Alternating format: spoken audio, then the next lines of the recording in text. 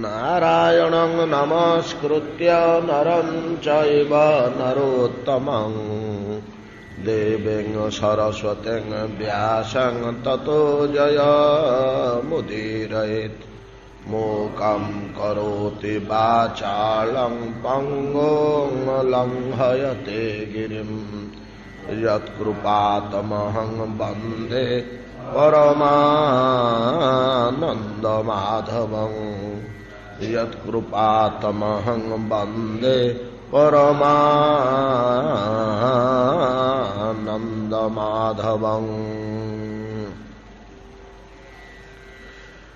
तन्नः प्रसीद वृजिनार्दन तेङ्घ्रिमूलं प्राप्ता विसृज्य वसतिस्त्वदुपासनासा प्राप्ता विसृज्य वसतिस्त्वदुपासनासा त्वत्सुन्दरस्मितनिरीक्षण तीव्रकाम तप्ता त्वना पुरुषभूषण देहि दास्यम्।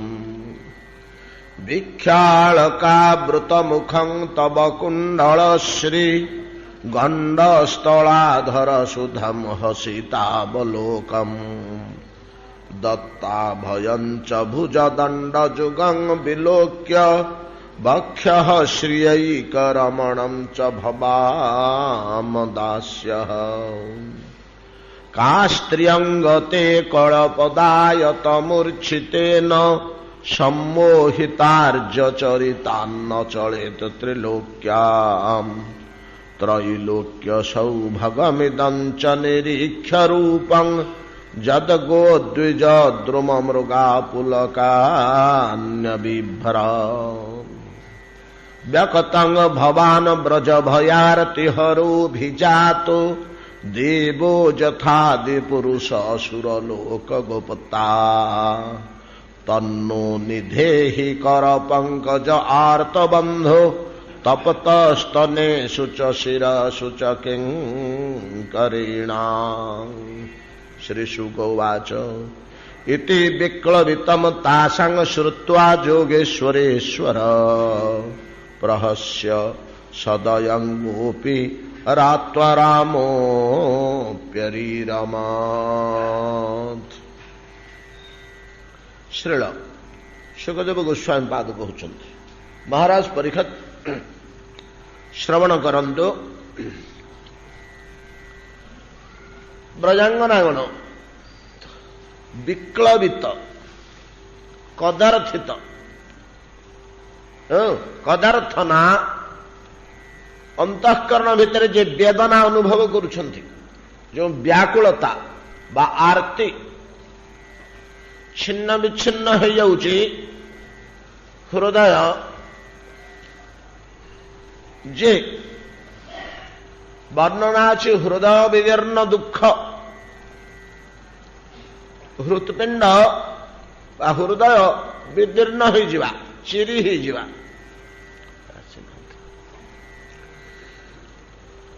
विदीर्ण हो जिवा बा चिरी हो जिवा किपरि कहीं चिरी हो हृदय दुखरे दुखरे दुखरे दुख द्वारा अंतःकरण भितर बड़ वेदना जात है तो हृदय रे से वेदना एते तीव्र जे हृत्पिंडटा विफाल हो गला एगो हृदय विदीर्ण दुख कहते। एतादृश पीड़ा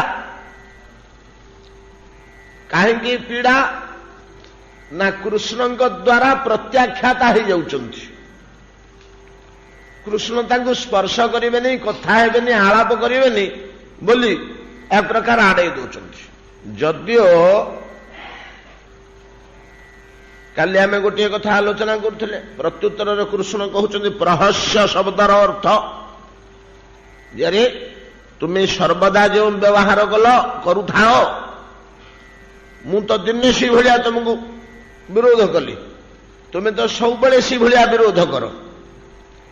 भगवान श्रीकृष्ण हसरू यही गंध झलकुला ये भाव ब्रजांगना माने अनुभव कले।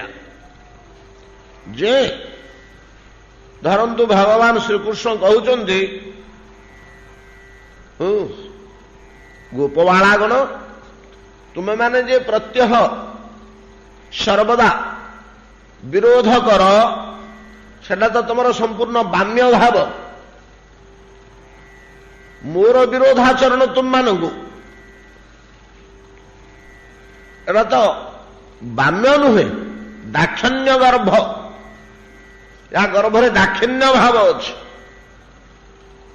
ରସଜ୍ଞ ରସଶାସ୍ତ୍ର ଜ୍ଞାନ ଥିବା ବ୍ୟକ୍ତି ଏଗୁଡ଼ାକ ବୁଝିପାରନ୍ତି ବାମ୍ୟ ଆଉ ଦାକ୍ଷିଣ୍ୟ।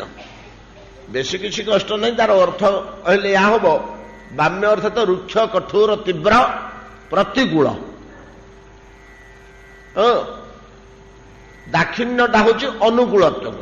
ମୁଁ ବିରୋଧ କରିଛି ସତ, କିନ୍ତୁ ମୋ ବିରୋଧଟା ଅନୁକୂଳାତ୍ମକା ପ୍ରତିକୂଳାତ୍ମକା ନୁହଁ। ଭଗବାନ ଏତିକି ଭିତରେ କୋଉଠି ହେଲେ କହିନାହାନ୍ତି ମୁଁ ତୁମର ମୁହଁ ଚାହିଁବାକୁ ଭଲ ପାଉନି, ତୁମ ସାଥିରେ ମୋର କଣ ସମ୍ପର୍କ, ଛି ମୁଁ ତମମାନଙ୍କୁ ଗ୍ରହଣ କରିବାକୁ ରାଜି ନୁହଁ। ଏଟା ହେଲା ବାମ୍ୟ ଭାବ। ପ୍ରତ୍ୟାଖ୍ୟାନ କରି କଠୋର କଟୁ ଭାବରେ ସିଧାସଳଖ ପ୍ରତ୍ୟାଖ୍ୟାନ କରିବା। ଦାକ୍ଷିଣ୍ୟ ଭାବ କଣ ନା ଏ କଥାଟା ନ କହି ନାନା ଅନ୍ୟାନ୍ୟ ଧର୍ମୋପଦେଶ ଦବା ଦେଇଛନ୍ତି ଯୋଉଟା ଭଗବାନ। ଅତଏବ ଭଗବାନଙ୍କର ଏଇ ଯୋଉ ପ୍ରତ୍ୟାଖ୍ୟାନ ବ୍ରଜାଙ୍ଗନ ମାନଙ୍କ ପ୍ରତି ଦାକ୍ଷିଣ୍ୟ ଗର୍ଭ ବୋଲି ଏଟାକୁ କୁହାଯାଏ। ମାନେ ସେ ଭାଷା, ସେ ବ୍ୟବହାର, ସେ ବିରୋଧର ଗର୍ଭରେ ଅନୁକୂଳତା ଅଛି ସିନା, ପ୍ରତିକୂଳତା ନାହିଁ। ବ୍ରଜାଙ୍ଗନା ମାନେ ସିନା ଜାଣିପାରିଲେନି ଏତେ ଆବେଗମୟୀ, ଏତେ କୃଷ୍ଣଗତ ପ୍ରାଣା, ଏତିକି କୃଷ୍ଣମୟୀ, କୃଷ୍ଣ ତନ୍ମୟୀ, କୃଷ୍ଣ ଯାହାର ବାହିରେ ଭିତରେ जहां जहां नेत्र पड़े तहां कृष्ण स्फुरे। कृष्ण श्रीमूर्ति व्यतिरेक आउ विश्व किसी अनुभव होनी, आउ कुआड़ को मन जाऊनी, आखि जाऊनी, कान जाऊनी, किसी नहीं। जो शब्दटा शुणिले कृष्ण शब्द भाया शुभुची, जो रूपटा देखिले कृष्ण रूप भाया दुशुची। झापसा दुशी जाऊँच, कृष्ण आसी जाऊँच कि जेकोसी शब्दटे शुभिले, कहार गोटे पाटी शुभिले कृष्ण पाटी शुभुची कि तन्मयतारू यह अति तन्मयतारू जात हुए। केते थर आम आलोचना करछे पूर्वे तन्मयतार मन पकातु। दूर मफसल गाँ रास्त बस को अपेक्षा करछे 2 घंटा हेलानी, केतोळकु बस आसीबो। कौन गोटे शब्द शुभिले बहु दूर 3-4 किलोमीटर दूर बस ध्वनि भाया कान को शुभ। हाँ आसीगला कि कौन शब्दटे शुभुची तो शुणिलु रे आउ शुभिबनी। तन्मयटा तले तीव्र तीक्षण हो जाता, गोटे ध्वनि शुभिगला आपे आपे। तन्मयतारू एमती है, एतिकी तन्मयता, एतिकी आवेग, एतिकी कृष्णंग प्रति आकर्षण। तेणु तो से गोपांगना बोली ब्रह्मा शंकरंकर मस्तकरे तांको पाद धूली दबार योग्यता अच्छी बोली कहुच्छी। शास्त्र माने निर्णय करुछन्ति उच्च स्तर रे सेमाने अछन्ति, को स्तर रे सेमाने अछन्ति। एपरिकी भगवान को भलिया शक्ति, भगवत्ता शक्ति, ऐश्वर्य शक्ति नहीं कि जो शक्ति कौन स्थान रे कौन काल रे क्या द्वारा हेले प्रतिहत हबार कौन संभावना नहीं। ऐसी शक्ति को किए टालीदब कि ना बदलईदब, संभावना अच्छी कि कहीं शक्ति जोठी आम जहाँ पाइबा बिंदुए बिंदुए सबुड़ाक से भंडारू आसी। आम कहवा जो सब बिंदुए बिंदुए आसिक से भंडारू भंडारटा खाली हो जाइथिबो, से भंडारटा हूँ अच्युत, अक्षय, अव्यय। जिते आसिले पूर्ण होले पूर्ण शक्ति बिंदुए छिटिकी आसवा शक्ति पूर्णर कौन क्षति कर पहाड़ू धूली टिके कि माटी टिके आनिकी टेका खंडे आनी ताकू प्रयोग कर पहाड़टा को आम पकई दे पारिबा कि? पहाड़ देहरु पत्थर खंडे आनिले ताकू प्रयोग करी पर्वतटा को ढलई दे पारिबा, ता चूड़ाटा को झड़ाई दे पारिबा, तार देहरु पत्थर खंडे टाणी आनी। ଯେପରି କୌଣସି ଶକ୍ତି ନାହିଁ, ଶକ୍ତି ନାହିଁ ନାହିଁ, ସମ୍ଭାବନା ହିଁ ନାହିଁ, ନା ପୂର୍ବେ ହେଇଥିଲା ନା ପରେ ହେବ। ଯୋଉ ମହାଶକ୍ତି ଗୁଡାକ ଅଛି, ମହାଶକ୍ତି କୋଉଗୁଡାକ ଯେ ବାୟୁ, ଆମେ ଅନୁଭବ କଲା ଭଳିଆ ବାୟୁ, ବାତ୍ୟା ଯୋଉ ଭୟଙ୍କର ଶକ୍ତି, ଯେ ରେଳ ଇଞ୍ଜିନ କି ପ୍ଲାଟଫର୍ମ ଉପରକୁ ଫୋପାଡ଼ି ଦଉଛି ତଳୁ, ପବନର ଏତିକି ସ୍ରୋତ, ରେଳ ଲାଇନ କି ବଙ୍କା କରି ପକଉଛି, ଧନୁ ଭଳିଆ ବଙ୍କେଇ ଦଉଛି, ଜଳର ଯୋଉ ତୀବ୍ର ପ୍ରଭାବ, ଅଗ୍ନିର ଯେଉଁ ତୀବ୍ର ପ୍ରଭାବ, ପାରମାଣବିକ ବିସ୍ଫୋରଣରେ କଣ ହଉଛି, ସବୁଗୁଡାକ ଖଳି ହେଇଯାଉଛି, ପିଚି ଭଳିଆ ହେଇଯାଉଛି, ସବୁ ଗଛ ଲତା ମାଟି ପାଣି ପବନ ମଣିଷ ସବୁ ତରଳାଇକରି ସେ ଏତିକି ତାତି ଯେ ସବୁ ପିଚି ଭଳିଆ ସବୁ ଗୋଟେ ପ୍ରକାରର କଳା ରଙ୍ଗର ତରଳ ପଦାର୍ଥ କରିଦଉଛି। ଭୂକମ୍ପର ଯେଉଁ ଶକ୍ତି 5000 3000 ସ୍କୋର କିଲୋମିଟରକୁ ଝାଙ୍କି ପକେଇଲା, ସବୁ ପର୍ବତ ଝଡିଗଲା, ଗଛ ବଛ ଉପୁଡିଗଲା, ଘରଦ୍ୱାର ପଡିଗଲା। ଏଇ ଯୋଉ ଶକ୍ତି ଗୁଡାକ, ସୂର୍ଯ୍ୟଙ୍କର ଯେଉଁ ଶକ୍ତି, ଇଏ ସବୁ ଗୁଡାକ ଶକ୍ତି କାଳର ଶକ୍ତିରୁ ଟିକେ ଟିକେ ଆସିଛି। ସବୁଠୁ ବଡ ଶକ୍ତି ହେଲା ଆଙ୍କ ଭିତରେ କାଳ।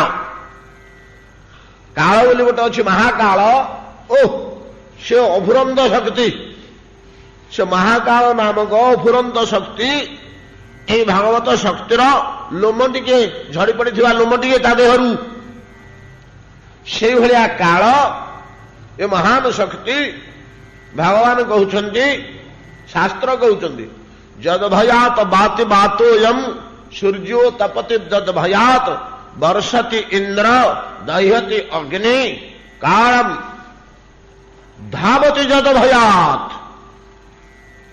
ଏଗୁଡ଼ା ସବୁ ଭୟରେ କାମ କରୁଛନ୍ତି, ଈଶ୍ୱରଙ୍କୁ ଭୟ କରିକିରି। ଯତ ଭୟାତ, ଯାହାଙ୍କ ଭୟରେ ସୂର୍ଯ୍ୟ ନିରବିଚ୍ଛନ୍ନ ସେବା କରି ଚାଲିଛନ୍ତି ବ୍ରହ୍ମାଣ୍ଡର। ଅଗ୍ନି ଭଲ ମନ୍ଦ କଞ୍ଚା ପଚା ସଡା ଦୁର୍ଗନ୍ଧ ଫୁର୍ଗନ୍ଧ ଯାହାକୁ ଛୁଇଁଲେ ଅସ୍ପୃଶ୍ୟ ହେବ ତାକୁ ନିରୁପାୟ କରି ଜାଳୁଛି, ଭକ୍ଷଣ କରୁଛି। ଭଗବାନଙ୍କ ଆଦେଶ। ଯଦଭୟାତ ବାତି ବାତୋୟମ୍ ସୂର୍ଯ୍ୟୋ ତପତି ଯଦଭୟାତ ବର୍ଷତି ଇନ୍ଦ୍ର। ଏଭଳିଆ ଶକ୍ତିର ବିରୋଧ ବା ପ୍ରତିହତ ତାକୁ କିଏ କରିପାରିବ? ତାକୁ ନିୟନ୍ତ୍ରଣ କିଏ କରିପାରିବ? ଏଭଳିଆ ଶକ୍ତିଟା ବ୍ରଜାଙ୍ଗନା ମାନଙ୍କର ହୃଦୟରେ ଥିବା ପ୍ରେମ ଆଗରେ ନିଷ୍ପ୍ରଭ ହୋଇ ପଡୁଛି, କିଛି କାମ କରୁନି, କିଛି କାମ କରୁନି। କିଭଳିଆ ହୃଦୟରେ ସେମାନଙ୍କର ରହିଛି ଭଗବାନଙ୍କ ପ୍ରତି ପ୍ରୀତି, ସ୍ନେହ, ଆପଣାର ଭାବ। ଇଏ ମହାତତ୍ୱଟା ଇଏ ଗୋଟିଏ ଜିନିଷରେ ତ ନିଜକୁ ବିକ୍ରି କରିଦିଏ ନା। ବିକ୍ରୀଣତେ ସୁମାତ୍ୱାନଂ ଭକ୍ତେ ଭିଓ ଭକ୍ତବତ୍ସଳ। ଜଗତ ମୁଁ ଯେ ଅଛି ଛନ୍ଦି, ମୋ ଭଗତ ମତେ ପାରେ ବାନ୍ଧି। ନ ସାଧୟନ୍ତି ମାଙ୍ଗ ଯୋଗ ନ ସାଂଖ୍ୟ ଧର୍ମ ଉଦ୍ଧବ। ସାଂଖ୍ୟ ନାହିଁ, ଜ୍ଞାନ ନାହିଁ, ଧର୍ମ ନାହିଁ, ଯୋଗ ନାହିଁ, କର୍ମ ନାହିଁ, କିଛି ନାହିଁ। କେହି ମୋର କିଛି କ୍ଷତି କରି ମୁଁ କାହାକୁ ଖାତିର କରେ ନା। ଏଗୁଡାକ ଦ୍ୱାରା ମୋ ନିକଟକୁ କେହି ଆସିପାରିବେନି, ପଶିପାରିବେନି। ନ ସାଧୟନ୍ତି ମାଙ୍ଗ ସାଂଖ୍ୟ ନ ଯୋଗ ନ ସାଂଖ୍ୟ ଧର୍ମ ଉଦ୍ଧବ ନ ତ୍ୟାଗ ନ ତପୋଦାନ ଯଥା ଭକ୍ତି ମମୂର୍ଜିତା। ଉର୍ଜିତା ବଳଶାଳିନୀ ଭକ୍ତି ମତେ ଯେମିତି ବଶୀଭୂତ କରିଦିଏ, ଭକ୍ତର ବଶୀଭୂତ କରିଦିଏ। ରୂପ ଗୋସ୍ୱାମୀ ପାଦ ଏଇ ଭକ୍ତିର ଶକ୍ତି କି ବର୍ଣ୍ଣନା କଲେ ପରା। ଶ୍ରୀକୃଷ୍ଣ କର୍ଷିଣୀ ଚଷା, ଭଗବାନଙ୍କୁ ଟାଣିକିରି ଧରି ପଳେଇ ଆସିବେ, ତାଙ୍କର ଇଚ୍ଛା ଥାଉ କି ନଥାଉ ଆସିବାକୁ ଭକ୍ତ ନିକଟକୁ। ଏ ଯୋଉ ଭକ୍ତି, ଏ ଭକ୍ତି ହିଁ ଗାଢ ଅବସ୍ଥା ଲାଭ କଲେ ତାକୁ ପ୍ରେମ କୁହାଯାଉଛି। ତ ବ୍ରଜାଙ୍ଗନା ମାନଙ୍କ ହୃଦୟରେ କେତେ ଦୂର କୃଷ୍ଣ ପ୍ରୀତି ରହିଛି, ଭଗବତ ପ୍ରୀତି ରହିଛି, ଭଗବାନଙ୍କୁ ସେ କେତେ ଦୂର ସ୍ନେହ କରୁଛନ୍ତି, ଭଲ ପାଉଛନ୍ତି ଯେ ଭଗବତ ଶକ୍ତି ତାଙ୍କ ପାଖରେ ଆହାର ମାନିଛି, ବଶୀଭୂତ କରିପାରୁଛି। କାଲି ଆମେ ଆଲୋଚନା କରିଥିଲେ इति विकल वितंग तासांग श्रुतांग जोगेश्वरेश्वर जोगेश्वरेश्वर शब्दर तात्पर्य आम निर्णय करथिले 8 वर्षर बालक हेले कौन होला 300 कोटी गोपी समस्त पाखे गोटे गोटे मूर्ति स्वतंत्र स्वतंत्र लीला करने समर्थ कहीं समर्थ साधारण जोगीटे सौभरी 60टा घरे 60 प्रकार जीवन निर्वाह करदे सीटा तो काय व्यूह जोग सिद्धि जे एटा तो काय व्यूह भी नुह भगवान अलौकिक शक्ति इटा कौन या शास्त्र निर्णय कर आम आलोचना करछे जे अनेकत्र प्रकटता रूप शैकस्य जैकदा सर्वथा तत्स्वरूपेण सप्रकाश निगद्यते कष्ट हो आलोचना करियानी विलास आउ प्रकाश भगवान जो एक मूर्ति अनेक मूर्ति रूपांतरित हुए बहुमूर्ति छिड़ा हो पड़ते सीटा 2 प्रकार एक रु बहुरे परिणत हवा 2 प्रकार 2टा टाइप गोटे हूँ प्रकाश आ गोटे हूँ विलास से कठिन सिद्धांत तेज आम ये आलोचना भर बसवानी जहा हो ये स्पष्ट कहीदे चैतन्य चरितामृत आम आते कष्ट करवा दरकार नहीं सरल महिषी विवाहे जैछे जैछे कहले रास यहाँ के कहिए कृष्णेर मुख्य प्रकाश महिषी विवाहे जैछे जैछे कहले रास महिषी मान विवाह कला बेलू 16,000 बेदी 16,000 बाजा बाजना 16,000 ब्राह्मण 16,000 व्यवस्था सब वैवाहिक व्यवस्था 16,000 झील बसुँच राजकुमारी पानी ग्रहण कला बेलू 16,000 कृष्ण बसी पानी ग्रहण कर महिषी विवाह जाइए नारद प्रभृति ऋषि मैंने भेद कर कहीं जापार विष्णु माया एड़े बलवान विष्णु माया एड़े बलवान कई किसी जापार सब झील मान कहीदे तो ना लो मु तुम समस्त को अलग अलग बह करी मुह टे सुखीगला तो राजकुमार गुड़ाक जो नरकासुर दुर्ग भितर उद्धार कले नरकासुर को बद्ध कर 16,000 कन्या को बंदिनी कर रखिदेला राजकुमारी गुड़ाक से कहले प्रभु कहीं आमको उद्धार कले ये भितर गिरी दुर्ग भितर पार्वती दुर्ग पर्वत भितर गात खोला है दुर्ग या भितर 25 आम मरी था आम जीवन जाइए सी भर भल होता क्या मुह देखू असुरा घरे तो एत काल बंदिनी ही रहिलु आमको आउ घरे ना बाहर किए ग्रहण करेंगे समस्त आमको दूषिता बोली सब जीवन में गोटे आम तीव्र आम तो राजकुमारी गुड़ाक आम गोटे स्वाभिमान अच्छी आत्ममर्यादा गोटे अच्छी आम सही पारूनी गुड़ाक साधारण लोक होता सही जाता छोट कूल छोट घरे जन्म होते आम राजकुमारी गुड़ाक नाना वैभव बढ़ी ये चंडाल तो आमको आणिक क्या 5 वर्ष क्या 3 वर्ष क्या 10 वर्ष लगे बंदी कर रखी आम क्या मुह देखू आमको तो कहीं बह करें भगवान सत कथा तो कहीं तो बह करें कौन करवा प्रभु आमको कहीं उद्धार कले श्याम सुंदर आम कुआड़े जीवु कौन करू दुर्गरु कहते जाओ बोली जे ये भितर 25 मर आम भल था आमको कहीं बह करें समस्ते घृणा करेंगे ते नहीं से नरकासुर बंदी कर रखीला 5 वर्ष कि 3 वर्ष तू आउ ठीक थू दूषिता हो कौन आम उत्तर देवु से ये दुख कहीं आमको देले श्याम सुंदर भगवान बोला ताले कौन कर कौन कहु ना आमर किसी कहबार नहीं आपण जहाँ इच्छा ना हो मु तुम समस्त को बाहर पड़ी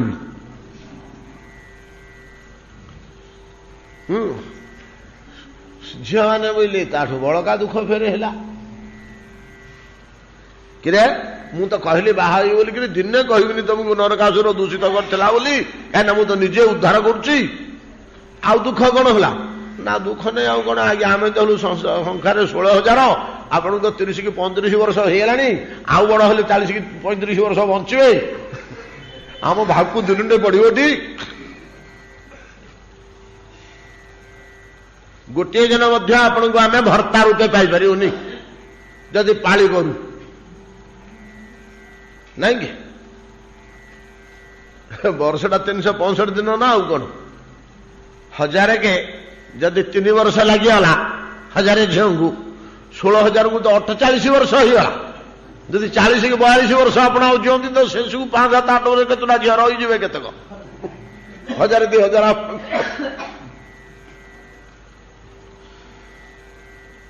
ଭଗବାନ ସେଠି ପ୍ରତିଶ୍ରୁତି ଦେଲେ ୟାରି ନା ତ ଈଶ୍ୱର ୟାରି ନା ଈଶ୍ୱର ଦୁଃଖୀ ଜୀବକୁ କାତର କଣ୍ଠରେ ସେମାନେ ଡାକୁଥିଲେ ପ୍ରଭୁ ତୁମ ଛଡା ଆଉ କିଏ ଗତି ନାହିଁ ଆମର ଯୋଉ ଅବସ୍ଥାରେ ଆମେ ଆସି ପଡିଛୁ ଏକମାତ୍ର ଗତି ତୁମେ ହେ ଜଗନ୍ନାଥ ଜଗତ ନିୟନ୍ତା ପ୍ରଭୁ ଏଇଟା ସବୁ ଅନ୍ତଃକରଣରେ ଡାକୁଥିଲେ ଭଗବାନଙ୍କୁ ଡାକିବାଟା କେତେବେଳେ ହେଲେ ଫେଲର ହେଇକି ନାହିଁ ଭଗବାନଙ୍କୁ ଅନ୍ତଃକରଣ ଭିତରେ ଝୁରିଲା ଭଳିଆ ଡାକିଲେ ମନୋଯୋଗ କରି ଡାକିଲେ ସେଟା ଫର ଫାଷ୍ଟ ଟାଇମ ଆଜି ପର୍ଯ୍ୟନ୍ତ ଫେଲର ହେଇନି ବୋଲି କହୁଛନ୍ତି ଶାସ୍ତ୍ରମାନେ ଆଉ ଦାବି କରୁଛନ୍ତି ଗୋଟେ ପ୍ରମାଣ ଦଉନ କିଏ ଭଗବାନଙ୍କୁ ଡାକିଲା ଆଉ ଭଗବାନ ଶୁଣିଲେନି ଏଟା ଚୋର ହଉ ଡକୈତ ହଉ ମହାପାତକୀ ହଉ ଅଜାମିଳଠୁ ବେଶୀ ହବ କି ଗୋଟେ ଥର ତ ଡାକିଛି ନାରାୟଣ ବୋଲି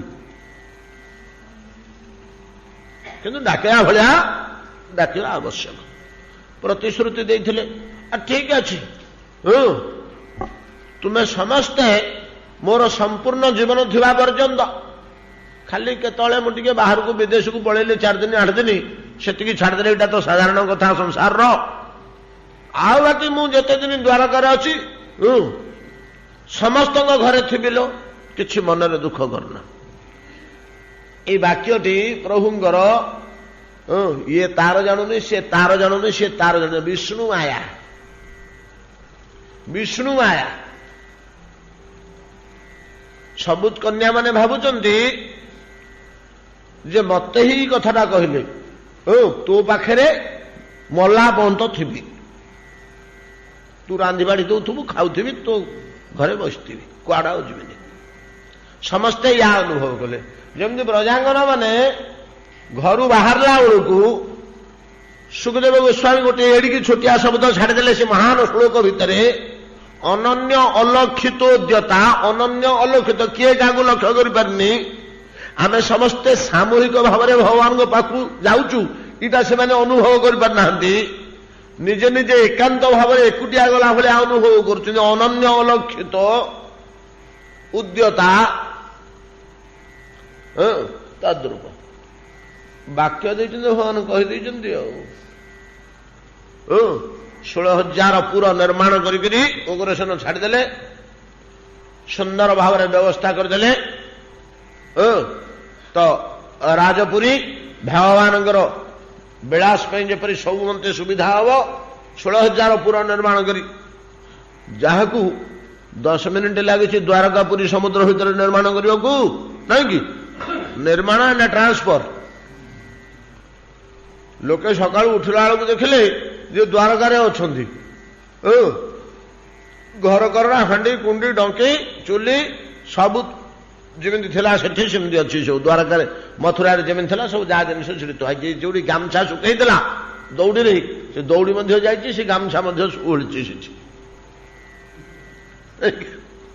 ଏଭଳିଆ ଯିଏ ମୁହୂର୍ତ୍ତକ ଭିତରେ କରିପାରିଥିଲେ ତାରି ସେବା ପାଇଁ ତା ନିଜର ସେବା ପାଇଁ ତାରି ଭୋଗ ପାଇଁ ସେ ଆସିଛି ଭୋଗ କରିବାକୁ ଜଗତକୁ ଲୋକଙ୍କ ପାଇଁ ମୁଁ ଯୋଉ ବ୍ୟବସ୍ଥା କରିଦେଇଛି ମହାଭୋଗୀ ମାନେ କେମିତି ଭୋଗ କରୁଛନ୍ତି ମୁଁ ଟିକେ ଭୋଗ କରିବି ସବୁ ସୁନ୍ଦର ଭାବରେ ରଚିତ ହୋଇଛି ଗୋଟିଏ ଗୋଟିଏ କନ୍ୟା ଗୋଟିଏ ଗୋଟିଏ ଗୃହକୁ ପ୍ରବେଶ କଲେ ଏକୁଟିଆ ନୁହଁ କୃଷ୍ଣଙ୍କ ପାଣି ଧାରଣ ପୂର୍ବକ ହସ୍ତ ଧାରଣ ପୂର୍ବକ ଗୃହ ଭିତରକୁ ପ୍ରବେଶ କଲେ ସବୁ 16,000 ଆଉ 100 ସଂଖ୍ୟାରେ 16,100 ଇଆଡେ ଅଷ୍ଟପାଠ ବସି ଲକ୍ଷ୍ମୀର ଅଂଶ ଅଛନ୍ତି 8 ଜଣ ବୈକୁଣ୍ଠେଶ୍ୱରୀ 8 ଭାଗ ହେଇକିରି ଆସିଛି ମୁଖ୍ୟ ଅଂଶଟା ରୁକ୍ମିଣୀ ଆଉ ବାକି ତାର ସବୁ ଛିଟାଏ ଲକ୍ଷ୍ମୀର ଆଉ 7ଟି କନ୍ୟା ଲକ୍ଷଣା ଜାମ୍ବବତୀ ସତ୍ୟଭାମା ଭଦ୍ରା ପ୍ରଭୃତି ନାଇଁ କି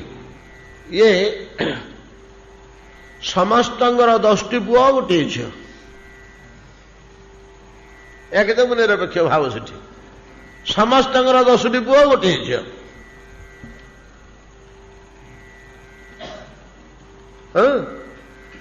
ସାରା ଜୀବନ କାଳ ସମସ୍ତଙ୍କ ଘରେ ସମାନ ରୂପରେ ଅଛନ୍ତି କେହି ଜାଣିପାରୁନାହାନ୍ତି। 11ଟା ଲେଖେ ଛୁଆ ଜନ୍ମ କଲେ କଣ ଅଳ୍ପ ଦିନ ଲାଗିଛି? 40-50 ବର୍ଷ ତ ଭଗବାନଙ୍କର ତିଳୁ 30 ବର୍ଷ ବୟସ। ଆମେ ହିସାବ କରିଦେଲେ ଭାବିଲୁ ସେ 125 ବର୍ଷ ବଞ୍ଚିଲେ। ସବୁ ରମଣୀ ମାନେ ଥିଲେ, କେହି ଦିବଙ୍ଗତ ହେଇନାହାନ୍ତି। 90 କି 92 ବର୍ଷ କୃଷ୍ଣଙ୍କ ସହ କାଳଯାପନ କଲେ ଯେ କେହି ଜାଣିପାରିଲେନି ଏ ସମସ୍ତଙ୍କ ଘରେ କଣ ଗୋଟେ ଗୋଟେ ମୂର୍ତ୍ତିରେ ଅଛନ୍ତି, କେହି ଜାଣିପାରୁନାହାନ୍ତି। କି ବିଷ୍ଣୁ ମାୟା ଇଏ ସମସ୍ତେ ନିଜ ଗୃହରେ ବି ଅନୁଭବ କରୁଛନ୍ତି, ଭାବୁଛନ୍ତି ଯେ ମୋ ଘରେ ଅଛନ୍ତି। ଏଇଭଳିଆ ଯାହାର ମାୟା ଶକ୍ତି ଅନନ୍ତ ରୂପରେ ଲୀଳା କରୁଛି, ଯୋଗେଶ୍ୱରେଶ୍ୱର। ଆଉ ଯେ ଯୋଗୀ ମାନଙ୍କର ଈଶ୍ୱରର ଈଶ୍ୱର, ତା ପାଇଁ ଗୁଡାକ କଣ ବୈଚିତ୍ର୍ୟ ଏ ଶ୍ଲୋକର କାଲି ଆମେ ଅନୁଭବ କରିଥିଲେ। ରହସ୍ୟ ଶବ୍ଦର କିଛି ତାତ୍ପର୍ଯ୍ୟ, ସଦୟ ଶବ୍ଦର କିଛି ତାତ୍ପର୍ଯ୍ୟ, ସେଗୁଡାକ ହଉଛି ରସଭାବ ଯୁକ୍ତ ବା ମାଧୁର୍ଯ୍ୟ ଭାବ, ମଧୁର ରସ। ଏଇ ଯୋଡ଼ାକ ଶବ୍ଦ ହେଲା ମାଧୁର୍ଯ୍ୟ ଭାବ। ଆଉ ଐଶ୍ୱର୍ଯ୍ୟ ଭାବ, ଐଶ୍ୱର୍ଯ୍ୟ ଭାବର ମଧ୍ୟ ଯୋଡେ ଶ୍ଲୋକ ଦେଇଛନ୍ତି। ସୁଖଦେବ ଗୋସ୍ୱାମୀ ଟିକେ ହୁସିଆର ଲୋକ ତ, ଖାଲି ମାଧୁର୍ଯ୍ୟ ଦେଇଦେଲେ ଏଗୁଡାକ ତ ଗୁଡବକ ଗୁଡାକ ମର୍ତ୍ତ୍ୟର ମଣିଷ, ଏଗୁଡା କି ମାଧୁର୍ଯ୍ୟ ବୁଝିବେ? ମାଧୁର୍ଯ୍ୟ ବୁଝିବାକୁ ଶୁଦ୍ଧ ନିର୍ମଳ ହୃଦୟଙ୍କର କାହିଁ? ଯାହାର ଶୁଦ୍ଧ ହୃଦୟ ନିର୍ମଳ ନାହିଁ, ସ୍ନେହ ଶ୍ରଦ୍ଧା ମମତା ପ୍ରୀତି ଭଲ ପାଇବାର ଚରମ ସ୍ତରକୁ ଯିଏ ନ ଯାଇଛି, ସେ ରସର ତାତ୍ପର୍ଯ୍ୟ କଣ ବୁଝିବ? ଯୋଡେ ଐଶ୍ୱର୍ଯ୍ୟ ଶବ୍ଦ ଫୋପାଡ଼ି ଦେଇଛ ଯେ ଘାଣ୍ଟି ହେଉଥାନ୍ତୁ ପୁରାଣ ମାନଙ୍କରେ ବୁଲି ବୁଲି। ଯୋଡିଏ ଐଶ୍ୱର୍ଯ୍ୟ ଶବ୍ଦ ଫୋପାଡ଼ି ଦେଇଛନ୍ତି, ମାଧୁର୍ଯ୍ୟ ଶବ୍ଦ ଯୋଡିଏ ଦେଇଛନ୍ତି।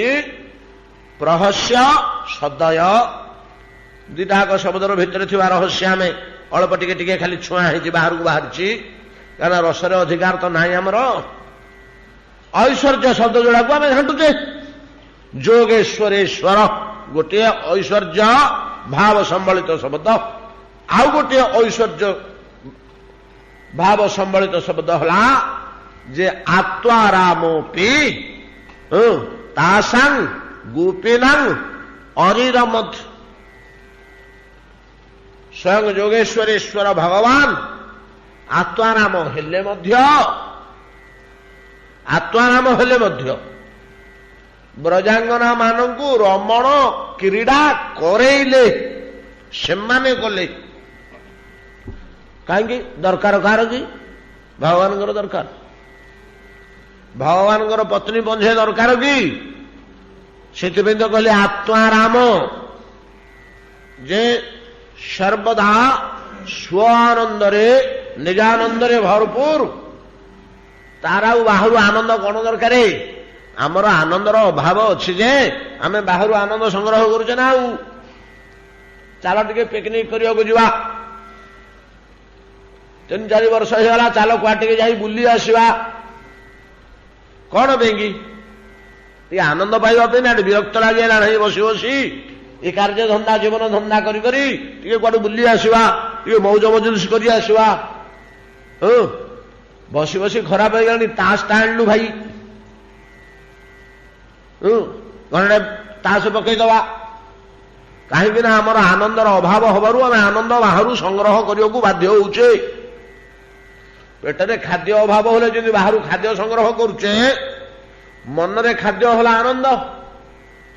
ମନରେ ଖାଦ୍ୟ ଆଉ ବୁଦ୍ଧିର ଖାଦ୍ୟ ଜ୍ଞାନ ଆମର ସେଟା ଦରକାର ହଉନି, ସେଟା ଆମେ ଜାଣୁନୁ। ସେ କ୍ଷୁଧାଟା ଆମକୁ ବାଧୁନି। ସେ କ୍ଷୁଧାଟା ଯାହାକୁ ବାଧିଲା ତାକୁ କୁହାଯାଏ ଜିଜ୍ଞାସୁ। ଆର୍ତ ଜିଜ୍ଞାସୁ ଅର୍ଥାର୍ଥୀ ଜ୍ଞାନୀଞ୍ଚ ଭରତର୍ଷଭ। ଆମେ ଜିଜ୍ଞାସୁ ହେଇପାରୁନୁ, ବୁଦ୍ଧିର କ୍ଷୁଧାଟା ଆମକୁ ଜଣା ପଡୁନି।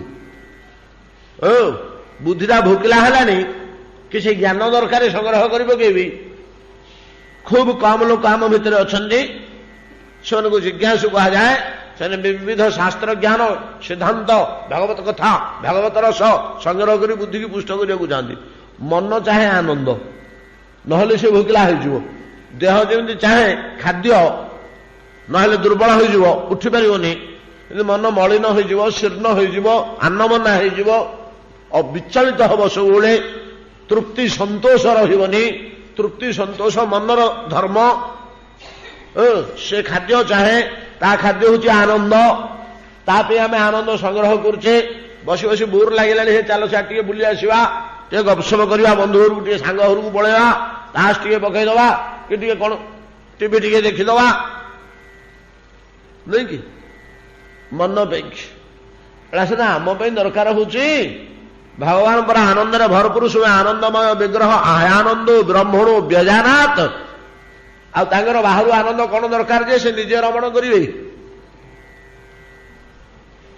से निजे रमण कहीं करेंगे अरिरमत ब्रजांगन मान को रमण करेले क्रीड़ा करेले ये माने निज तरफर रमण कले करंतु हेले तांकु जे सहायता कला रमण बा क्रीड़ा खेलुटा गोटे एमती जिनिस जे दीटा समान स्कंद प्रतिपक्ष नहले कि खेल हम कौ खेल हेले कौ खेल हेले दुईटा समान स्कंद प्रतिपक्ष नहले दी जन दियाड़ू नहले खेल हम कि क्रिकेट आरंभ करी ताश ठू आरंभ करी छोट पिलाटे से परा निज छाई साथी खेलुची नहले खेलनाटे धरी खेलुची नहले बाड़ी खंडे धरी खेलुची सेटा प्रतिपक्ष होला नहीं कि जोटी कहीं नहीं से उपकरण टाक प्रतिपक्ष करी से खेलुची एकुटिया अच्छी किए नहीं बल टाक फोपाड़ी दौची बल दौड़े पछरे गोटाऊँ आसटा प्रतिपक्ष हलानी बल जुआड़े गला ये फलो गला खेल गोटे जिनिस जणिकिया द्वारा हुए ना क्रीडाटा रम इति क्रीड़ायां रमण धातु रम धातुरा क्रीड़ा को बुझाए हेले गोपांगना मानू जदि रमण करेले क्रीड़ा करेले प्रतिपक्ष किए ना प्रतिपक्ष निजे प्रतिपक्ष निजे से संख्यार केते 1600 आमर गाँवली भाषा शास्त्र मत 300 कोटी आउ गभीर शास्त्र गले अनंत तांको प्रतिपक्ष जड़े केमती खेलिए हाँ ना जोगेश्वरेश्वर तार असुविधा किसी नहीं ना नहीं बुझीपार तो कथा अरे जोगेश्वरेश्वर परा आउ थोड़े गोपी आसिले मध्य तार चिंता कौन से मूर्ति हो सागे सागे हाँ हाउ जोगेश्वरेश्वर से गोपी सहित क्रीड़ा कले करतु किंतु कथा कौन हूँ कि ये लक्ष्य मूर्ति हेले कौन होला लक्ष्य मूर्ति सब गुड़ाक लक्ष्य कौन 300 कोटी तो नहीं लक्ष्य टू केते बेसी आप ना लक्ष्य 1000 बड़ ये मूर्ति गुड़ाक सब भागवत मूर्ति तो ना प्योर काली आलोचना करचे सौभरी मुनि ऋषि भाया युड़ाक काव्य स्वरूप नुह प्रतिबिंबात्मक स्वरूप नुह आउ सबुड़ा ओरिजिनाल सबुड़ा ओरिजिनाल यहीटा आम धरपारी आज्ञा ओरिजिनाल सीना गोटे रहा अन्य गुड़ाक सब तार प्रतिबिंबन डुप्लिकेट हवा कथा से ओरिजिनाल सबुड़ा डुप्लिकेट हवा कथा यहीटा आम धर पकेबू कहीं जागतिक व्यवस्था किंतु अति जागतिक व्यवस्था जो गोटे ओरिजिनाल थिला आउ सेटा केमती 1000 है जे आउ बाकी 999 डुप्लिकेट ना ओरिजिनाल मूलटा आउ गोटे दीप जलैकि आम थोदी गले गोटे मोहम्मती थोदी गले जलैकि पिला गले पिले ये बैगटे मोहम्मती अच्छी सबुड़ा जल आसुटे पिले लगिगले गोटे मोहम्मती जलैकि धरदेले बोले धरत आ बाकी थ्रू सबुड़ाक जल दियो मोहम्मती थुआई पिला अच्छे पंजे विराट बंडेली मोहम्मती थुआई फिटे देले गोटे आनंद जलैगले आम आस अगणा सारा घर सारा मोहम्मती जलुची ता भर ओरिजिनाल कूटा डुप्लिकेट कूटा ज्वाला भितर जो शिखा गुड़िक जलुची सबू शिखा देहरे ताप आलोक भरपूर होकर अग्नि अच्छी ना नहीं अग्नि डुप्लिकेट भितर कौटी अच्छी कि ठंडा अग्नि गोटे कूटा खाली जो मूल मोहम्मतीटा हूँ ओरिजिनाल अन्य डुप्लिकेट गुड़ाक ठंडा आलुआ हाथ बढ़ोनी ना महम बढ़ोनी कौन बुझीपार ना पार्थिव जगत उदाहरण अच्छी शास्त्र मान दौरान पार्थिव जगत जदि यह संभव हो भगवान जेते श्रीमूर्ति ब्रजांगना मान आगे व्यक्त हला सबुड़ाक ओरिजिनाल सबुड़ाक समान भगवत्ता विशिष्ट भगवान श्रीमूर्तिर डुप्लिकेशन प्रश्न नहीं। श्रीमूर्ति कथा कौन मो राम पिंधि अलंकारटा जिते सीता देखीदे हनुमान हाथ में राम बोली लिखाई अलंकारटा से प्रथम चिंता कले अरे यहाँ कौन डुप्लिकेट जिनिसटे कि इटा तो मुझे पिंधि देव कही प्रभु हाथ को नाविक को दियो बोली नाविक पार कर नाविक तो नेलानी से दिन प्रभु हाथ में रही से दिन प्रभु हाथ में रही आउ तो अलंकार नाला से चिन्ह स्वरूप हनुमान हाथ में पठे नहीं था सीता चिन्ह सीता आग भाविले डुप्लिकेट होमती गोटे तैयार करके धर पड़ी पुणी स्थिर कले राम नाम अंकित अक्षर कैन नॉट बी डुप्लिकेट एटा केबे डुप्लिकेट संभव नुहे। आउ कौन मांकड़ रूप रावण चोर आसी चोरी कर धर पड़ी आसला बोले टे मुह पोती देले जमी मुह पोती देले माँ ये कौन कले भगवान बतई छाड़ी अरे हनु तू सीना माकड़ मु तो मनीष एटा को देखले सन्देह आसीपे से कहू तो मिथिला रे विवाह दिवस रे दीपर अग्नि छुई शपथ करथिले जे वैदेही तो छड़ा द्वितीय पत्नी ग्रहण करेंगे नहीं राज परिवार रे जन्म हल मो बापा 750 पत्नी किंतु मु आउ द्वितीय पत्नी ग्रहण करेंगे नहीं हे ई कथा तो प्रभु मत संदेश दे पठे अति विश्वस्त न तो कथा कहबेनी ये कथा किए का कहे कि अति विश्वस्त बोले जानिले जहा आमर प्रथम कथा हूँ कौन ना एटार डुप्लिकेट हो पारे ना जदि नामटार मुद्रिकाटा अलंकारटा डुप्लिकेट होनी स्वयं भगवान को डुप्लिकेट हो प्रश्न उठुनी ताले संभव क्यों ना महायोगेश्वरेश्वर असंभव कौन हो ठीक अच्छे सहीटा समाधान हो गला एत गोपी सह कि प्रकार क्रीड़ा कले क्रीड़ा करेले किंतु यांकर तो किसी अभाव नहीं यांकर तो किसी प्रयोजन नहीं खेलवा आवश्यक नहीं ये कहीं खेलिले आत्माराम ना वर्तमान से पराजित आत्माराम हेले मध्य से पराजित केमिति पराजित ना गोपांगना मान प्रेम रे बंधा जे हारी जाइथिबा लोक से जहाँ हेले मध्य जेड़े बड़ लोक हेले मध्य जेते बलवान हेले भी नहीं कि से नियम पालिया को बाध्य ये खेल रे हारी कौन खेल रे हारी ना गोपांगना मान प्रेम या बांधी पकई न साधयंती मांग जोग न सांख्य धर्म उद्धव न त्याग न तपो दान यथा भक्ति ममर्जिता ब्रजांगना मान भक्ति और प्रेम रे ये हारी तेणु यांकर किसी आवश्यक नथिले मध्य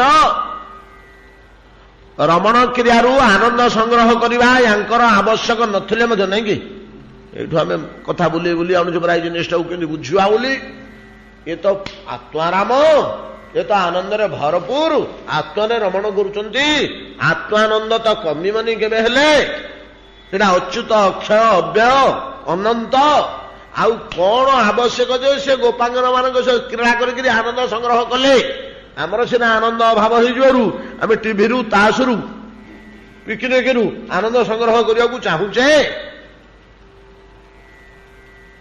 मन क्षुधातुर होगा आनंदर अभाव होगा जार जी आनंदर भरपूर उछुलुची सब से आनंद संग्रह कर थोक तो उछुलुची कौन आवश्यक तार आत्मार नाम शब्दर तात्पर्य काली आम किंचित आलोचना करथिले स्व आत्मा स्व आनंद निजानंद जे भरपूर ଅନ୍ୟ ପଦାର୍ଥ ବା ବ୍ୟକ୍ତି ଠାରୁ ଆନନ୍ଦ ସଂଗ୍ରହ କରେ ନା। ଆମେ କଣ କରୁଛେ? ଅନ୍ୟ ପଦାର୍ଥ ଓ ଅନ୍ୟ ବ୍ୟକ୍ତିଠୁ ଆନନ୍ଦ ସଂଗ୍ରହ କରି ଆମେ ବଞ୍ଚୁଛେ ନା ଆଉ।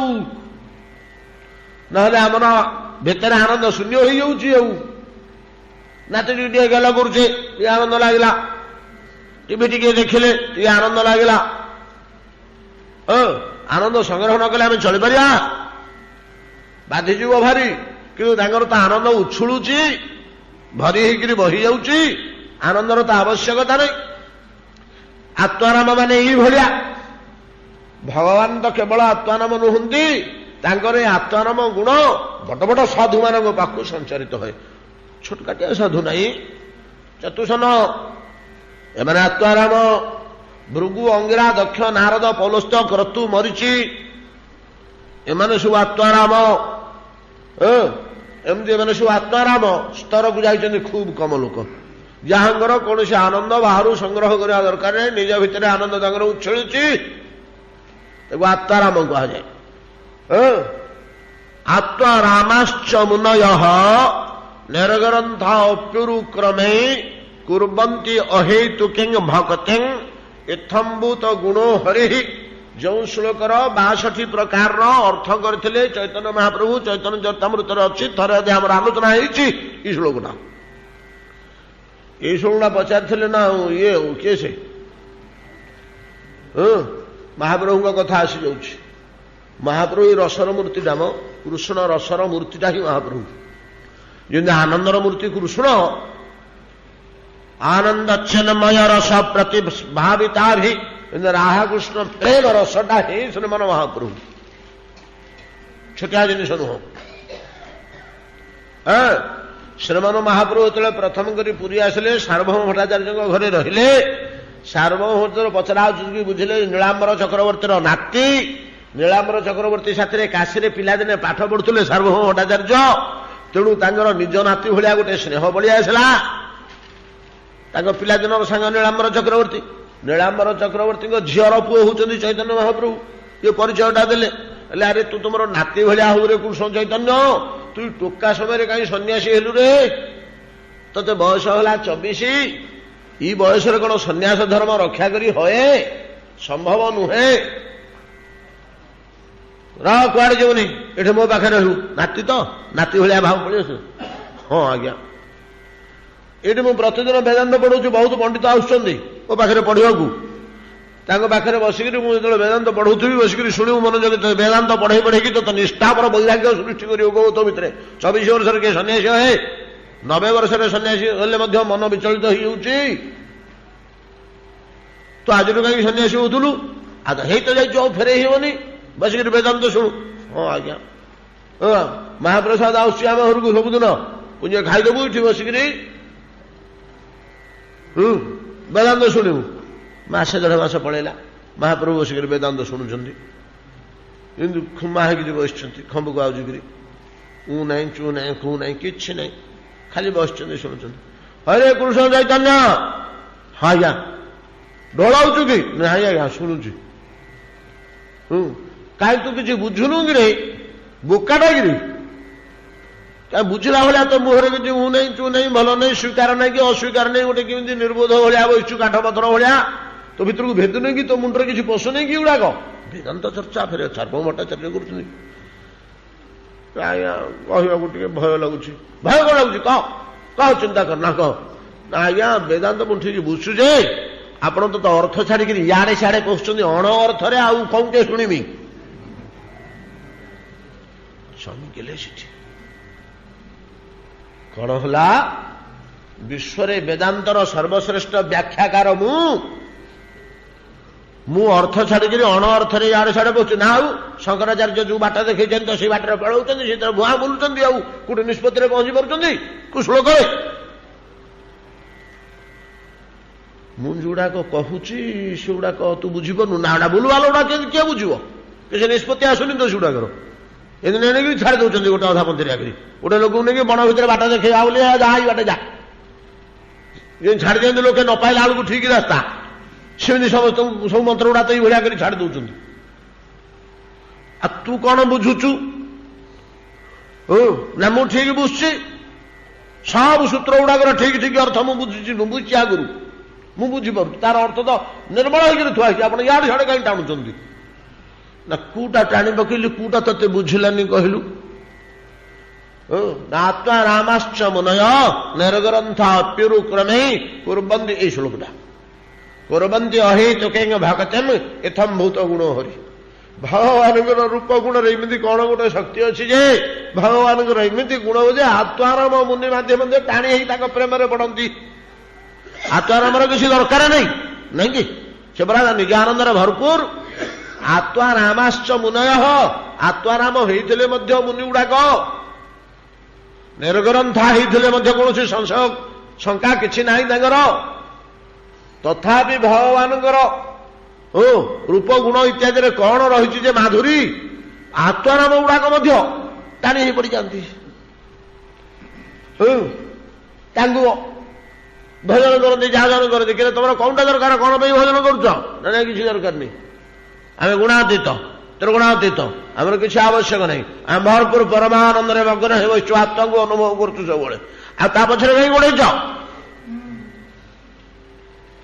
କହିପାରିବୁନି ସବୁ ଦେଖିଦେଲାଠୁ ତ ଖାଲି ଗୋଡେଇବାକୁ ମନ ହଉଛି ତା ପଛରେ ଆଉ ତାର କି ଆକର୍ଷଣ ଅଛି ଯେ ଗୋଡେଇବାକୁ ସେମାନେ ବି ଜାଣିପାରୁନି କୁର୍ବନ୍ତି ଅହେତୁକି ଭଗତମ୍ କଣ ପାଇବାକୁ ଗୋଡେଇଛ ନା କିଛି ଆମର ତ ଆବଶ୍ୟକ ନାହିଁ ପ୍ରଥମରୁ କିଛି ଆବଶ୍ୟକ ନାହିଁ ଏବେ ଗୋଡେଇଛ କଣ ପାଇବାକୁ କି ନା ନାହିଁ କିଛି ପାଇବାକୁ ଦରକାର ନାହିଁ ଆମର ଆରେ ତାକୁ ନେଇକରି ପୋଷିବା ଘରେ ନାଇଁ ସେଇଟା ମଧ୍ୟ ଆମର ଅଭିଳାଷ ନାହିଁ ଆଉ କାହିଁ ଗୋଡେଇଛ ନା କହିପାରିବୁନି କାହିଁକି ତ କି ଗୋଟେ ଶକ୍ତି ଆମକୁ ତା ପଛରେ ଟାଣି ନେଉଛି ଆଉ ହରି କଥା ହରି ରୂପ ହରି ଗୁଣ ହରି ଲୀଳା ପଛରେ ଆମକୁ ଘୋଷାଡ଼ି ନେଉଛି ତମର ଯୋଉଟା ଦରକାର ନାହିଁ ତ ନିର୍ବିକାର ଗୁଡାକ ଗୁଣାତୀତ ଗୁଡାକ ବ୍ରହ୍ମଜ୍ଞ ଗୁଡାକ ତମେ ସାକ୍ଷାତ ବ୍ରହ୍ମମୟ ମୂର୍ତ୍ତି ଆଉ ଗୁଡାକ ପଛରେ କାହିଁ ଗୋଡେଇଛ ନା କହି ହଉନି କାହିଁକି କୋଉଠୁ ଏତାଦୃଶ ଆତ୍ମାରାମ ଗଣ ମଧ୍ୟ ଯାଉ ସିଆଡେ ଆମେ ଯିବାନି ମହାପ୍ରଭୁଙ୍କ ଆଡକୁ ସିଆଡେ ବେଶ ସମୟ ଲାଗିଯିବ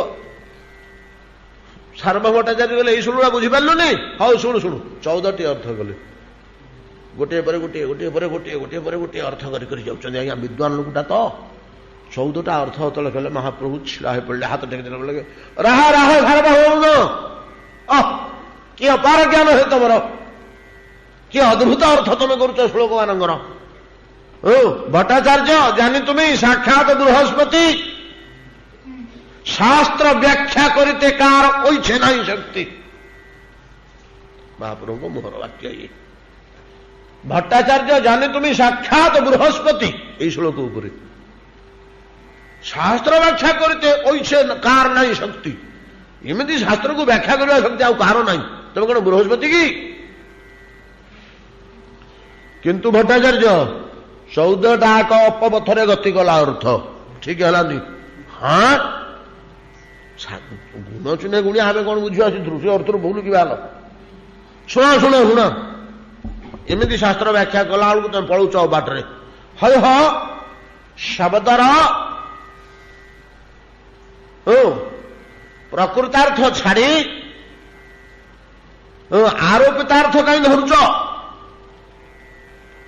संसार रे शब्दटा को जहाँ अर्थ कराए निज भाव अनुसार आम आरोपित करछे तो भावटा को शब्दर गोटे निजर स्वतंत्र अर्थ अच्छे वेद वेदांतर मंत्र मानकर स्वतंत्र अर्थ रे विचार करियो आम जो उद्देश्य व्यवहार करछे शब्दटा को सी अर्थ रे व्यवहार करियो हबनी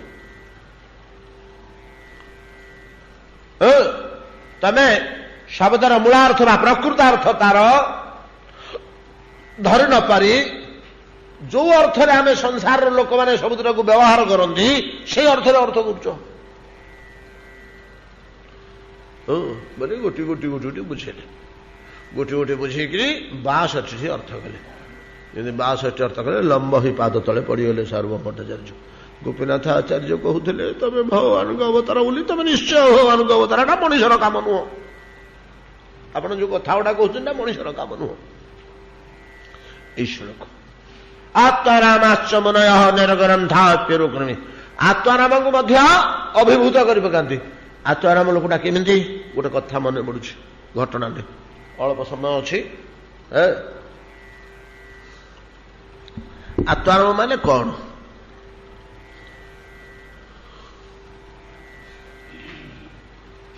ଶୁକଦେବ ଗୋସ୍ୱାମୀ ପେଟ ଭିତରେ ଅଛନ୍ତି 16 ବର୍ଷ ହେଇଗଲା। ବ୍ୟାସଙ୍କ ପତ୍ନୀ ପୂରବୀଙ୍କ ଗର୍ଭରେ। ପୂରବୀ ଯାଇଥିଲେ ସ୍ନାନ କରିକିରି ଜଳ ଆଣିବାକୁ ଗଙ୍ଗା ଜଳ କୂଳରୁ। ବ୍ୟାସ ବସିଛନ୍ତି ଆଶ୍ରମରେ। ପୂରବୀ ଘରୁ ବାହାରିକି ଗଲେ। ସ୍ନାନ କରିକିରି ଯେତେବେଳେ ଜଳ ଧରିକିରି କୁମ୍ଭରେ ଆସୁଛନ୍ତି ଆଖି ପଡ଼ିଗଲା। ବୈଷ୍ଣବ ଦେଖିଲେ ସେଠୁ ପୂରବୀ ଆସୁଛନ୍ତି। ଗଲାବେଳକୁ ପୂରବୀ ଯାଇଥିଲେ। ସବୁବେଳେ ତ ଅଛନ୍ତି ପତ୍ନୀ ଧର୍ମପତ୍ନୀ ଗୃହରେ। ଆଉ କ'ଣ ସେମାନଙ୍କର ତ ଭୋଗ କାମନା କି ସନ୍ତାନ କାମନା ଥାଏ ନା। ସହଧର୍ମିଣୀ ଆଉ ସହଧର୍ମିଣୀ ପତ୍ନୀ ନୁହଁ, ପତ୍ନୀ ନୁହଁ, ଭୋଗ୍ୟା ନୁହଁ, ସହଧର୍ମିଣୀ ଧର୍ମ କାର୍ଯ୍ୟରେ ସାହାଯ୍ୟ କରିବା ପାଇଁ କି ତାଙ୍କୁ ଗୃହକୁ ଆନୟନ କରିଛନ୍ତି। ବାସନ ମାଜିଦବ, ଠାକୁର ବାସନ, ଫୁଲ ଗୁନ୍ଥିଦବ, ତୁଳସୀ ତୋଳିଦବ, ଝାଡୁ କରିଦବ, ସବୁ ସଜେଇ ଥୋଇଦବ। ଏ ଉପାସନା କରିବି। ଏକୁଟିଆ କଲେ ସମୟ ନଷ୍ଟ ହେଇଯିବ।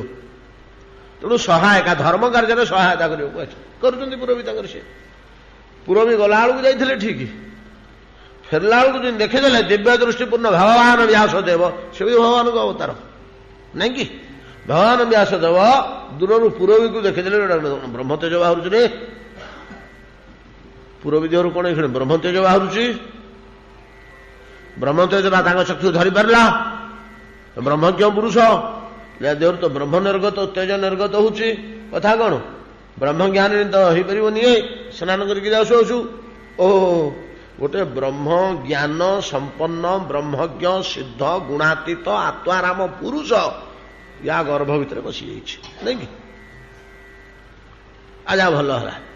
ଯେତେବେଳେ ତା ଗର୍ଭରେ ବସିଛି ଦିନେ ହେଲେ ତ ଜନ୍ମ ହବ, ଦିନେ ହେଲେ ତ ଜନ୍ମ ହବ। ଜନ୍ମ ହେଲେ ତ ଆମର ପୁଅ ହବ ନାଇଁ କି? ପୂରବୀଙ୍କ ଗର୍ଭରୁ ଜାତ ହେଲା ବୋଲି ତ ଆମର ପୁତ୍ର ହେଲା। ଯାହା ହଉ ଆମେ ଗୋଟିଏ ପୁତ୍ର ବ୍ରହ୍ମଜ୍ଞ ବ୍ରହ୍ମଜ୍ଞାନ ସମ୍ପନ୍ନ ପୁତ୍ରଟିଏ ତ ପାଇଲେ। ଏତେ ଆନନ୍ଦର କଥା। ଗୋଟେ ବ୍ରହ୍ମଜ୍ଞ ଗର୍ଭ ଭିତରୁ ଯେ ବେଦ ବେଦାନ୍ତରେ ଓ ବ୍ରହ୍ମଜ୍ଞାନରେ ଭରପୁର ସେଭଳିଆ ଗୋଟେ ଶିଶୁ ତ ପାଇଲେ ଆମେ ଘରେ। ଏଇଭଳିଆ ଲୋକଟେ ଏଇଭଳିଆ ସଙ୍ଗୀଟେ ପାଇବା କ'ଣ ସହଜ କଥା କି? ତା ଭଲ ହେଲା। ବ୍ରହ୍ମଜ୍ଞ ପୁରୁଷର ତ ତାପରେ କୌଣସି କାଳଫାଳର ପ୍ରଭାବ ନାହିଁ। କୌଣସି କାଳଫାଳର ପ୍ରଭାବ ତାପରେ ପଡ଼ିବ କି? ସେ ପୁରା ଗୁଣାତୀତ ତ୍ରିଗୁଣକୁ ଯାଇକି ଅଛି। ତେଣୁ 10 ମାସରେ ଆମେ ଜନ୍ମ ହେବା କଥା ସେମିତି ତାର ସେ ବ୍ୟବସ୍ଥା ନାହିଁ। ଏ ନିୟମ ଗୁଡ଼ାକ ତାକୁ ଲାଗୁ ହେବନି। 10 ମାସ ପରେ ଯେତେବେଳେ ଜନ୍ମ ନହେଲେ ବ୍ୟାସଦେବ ଜାଣିପାରିଲେ ଏଟା ତ ବ୍ରହ୍ମଜ୍ଞ ପୁରୁଷ। ତାଙ୍କର ଇଚ୍ଛା ଯେତେବେଳେ ହବ ସେତେବେଳେ ସେ ଜାତ ହବ। ଆଉ ଅଛି ତ ଅଛି ଥାଉ। ଆମର ତାକୁ ତ ଜୋର ଜବରଦସ୍ତି ଆଣି ହେବନି। ସେ ମଧ୍ୟ ବ୍ରହ୍ମଜ୍ଞଟେ କ'ଣ କରୁଛି କ'ଣ ନାହିଁ ସେ ଭିତରେ ମାତୃଗର୍ଭ ଭିତରେ ରହିକିରି ହଜାର ଯେତେବେଳେ ଜନ୍ମ ହବ ହଉ। ଯାହା ହେଲେ ମଧ୍ୟ ବଣରେ ଥିଲେ ମଧ୍ୟ ତୋର ହାତୀ ରାଜାଙ୍କର। ପୂରବୀର ପେଟ ଭିତରେ ଥିଲେ ଆମରି ସନ୍ତାନ ତ କିଛି ଚିନ୍ତା ନାହିଁ। କିନ୍ତୁ ତା ମନଟା ଆନନ୍ଦ ଯେ ବ୍ରହ୍ମଜ୍ଞ ପୁତ୍ରଟି ଆମେ ପାଇଲୁ ବୋଲି। ଏମିତି ହଉ ଆଜ୍ଞା 16 ବର୍ଷ ବିତିଗଲା। ଇଏ ବଡ଼ ବ୍ୟାକୁଳ ହେଲେ। ଆର ମାସକୁ ଜନ୍ମ ହୋଇ ପଡ଼ିବ ପରା, ଆଉ 2 ମାସ ଗଲେ ଜନ୍ମ ହୋଇ ପଡ଼ିବ ପରା, ଏଇ ଦଶହରା ଭିତରେ ଜନ୍ମ ହୋଇ ପଡ଼ିବ ପରା, ମାଘ ମାସ ଆଡ଼କୁ ଜନ୍ମ ହୋଇ ପଡ଼ିବ ପରା। କିନ୍ତୁ ଜଗି ଜଗି ଜଗି 16 ବର୍ଷ ବିତିଗଲା। ବ୍ୟାସଙ୍କର ଇଚ୍ଛା ଟିକେ ଶୀଘ୍ର ଜନ୍ମ ହୋଇଗଲେ ଚାଲୁଥାନ୍ତା ବୁଲୁଥାନ୍ତା ଘରେ ଗୋଟେ ବ୍ରହ୍ମଜ୍ଞ ପୁରୁଷଟେ ଲୀଳା କରୁଥାନ୍ତା। ତାକୁ ଗୋଟେ ଖୁସି ଲାଗନ୍ତା ତାର ଗତିବିଧି ଆଚରଣକୁ ଦେଖିରି। ସେ ନିଜେ ବ୍ରହ୍ମଜ୍ଞ ତ ଗୁଣାତୀତ ପୁରୁଷ। ତେଣୁ 16 ବର୍ଷ ବିତିଗଲା। 16 ବର୍ଷ ଯେତେବେଳେ ବିତିଗଲା ଆଉ ଧୈର୍ଯ୍ୟ ଧରି ବ୍ୟାସଦେବ ରହିପାରିଲେନି। ଅଧୈର୍ଯ୍ୟ ହେଇଗଲେ। ଦିନେ ପୂରବୀଙ୍କ ନିକଟରେ ଛିଡ଼ାକିରି ବେଳେ ପୂରବୀ ବସ ଚୁପଚାପ। ତମେ ଆଖି ବନ୍ଦ କରି ବସିଛ, କିଛି ପାଟି ଫିଟି ହେବନି, କିଛି କହିବନି। ସେ ତାଙ୍କର ଚୁପ ହେଇ ବସିଲେ। ବ୍ୟାସଦେବ ବସୁଛନ୍ତି। କହିଲେ ହେ ବତ୍ସ, ହେ ପୁତ୍ର, ଗର୍ଭ ଭିତରେ ଅଛ? ନା ହଁ ପିତା, ମୁଁ ଗର୍ଭ ଭିତରେ ଅବସ୍ଥାନ କରୁଛି। ବତ୍ସ, ଗର୍ଭରୁ ନିର୍ଗତ ହୁଅ। ମାଙ୍କୁ କାହିଁକି ପୀଡ଼ା ଦଉଛ? ମାଙ୍କର ଆମ ଯୋଗୁଁ କିଛି ପୀଡ଼ା ହଉନଥିବ? ଗର୍ଭରେ ଆମକୁ ଧାରଣ କରି ସେ ସୁଖିନୀ ହେଇଥିବେ, ଆନନ୍ଦ ଭୋଗ କରୁଥିବେ ମୋର ପୁତ୍ର ପେଟରେ ଅଛି ବୋଲି। ଗର୍ଭଧାରଣ କଲାବେଳେ ମା ମାନେ ବଡ଼ ଖୁସି ହୁଅନ୍ତି। ସେଟା ତାଙ୍କୁ ବାଧେ ନା? ତେଣୁ ମାଙ୍କୁ ପୀଡ଼ା ହଉନଥିବ ନା? ତମେ ନିର୍ଗତ ହଉନ ଏତେ ଦିନ ହେଲା ଅଛ ନା କି? କ'ଣ କରିବି ଯାଇକିରି? ପୁଅ ପେଟ ଭିତରୁ ଉତ୍ତର ଦଉଛି। ନା ନାଇଁ ନାଇଁ, ସମସ୍ତେ କ'ଣ ପେଟ ଭିତରେ ଚିରକାଳ ରହନ୍ତି, ଜନ୍ମ ହୁଅନ୍ତି ନା? ଏଟା ସ୍ୱାଭାବିକ କଥା। ସ୍ୱାଭାବିକ ଜିନିଷଟା ଜାଗତିକ। ଜଗତଟା ମାୟା ନିର୍ମିତ। ଏ ଭିତରେ ମୋର ବିଷ୍ଣୁ ଶ୍ରୁତି ରହିଛି। ମୁଁ ହରିସ୍ମରଣ ହରିଭଜନ କରୁଛି, ନିରନ୍ତର ଧ୍ୟାନସ୍ଥ ଅବସ୍ଥାରେ ଭାଗବତ ରସ ଭୋଗ କରୁଛି, ବାହାରକୁ ବାହାରିଲା କ୍ଷଣି ବାହାରର ଆଲୁଅ ପବନ ଯେମିତି ବାଜିବ ସେମିତି ମାୟା ଆକ୍ରମଣ କରିବ। ବାହାର ତ ମାୟା ଭର୍ତ୍ତି, ମାୟା ଜଗତଟା। ଧୀରେ ଧୀରେ ଧୀରେ ଯେମିତି ଏଠିକାର କ୍ଷୀର ପାଣି ନାକ ବାଟେ ପବନ ସବୁ ବସିବ ଭିତରକୁ, ଆଲୁଅ ପବନ ଖାଦ୍ୟ ଯେମିତି ଭିତରକୁ ବସିବ, ମାୟା ସେଇ ବାଟେ ବସିବ।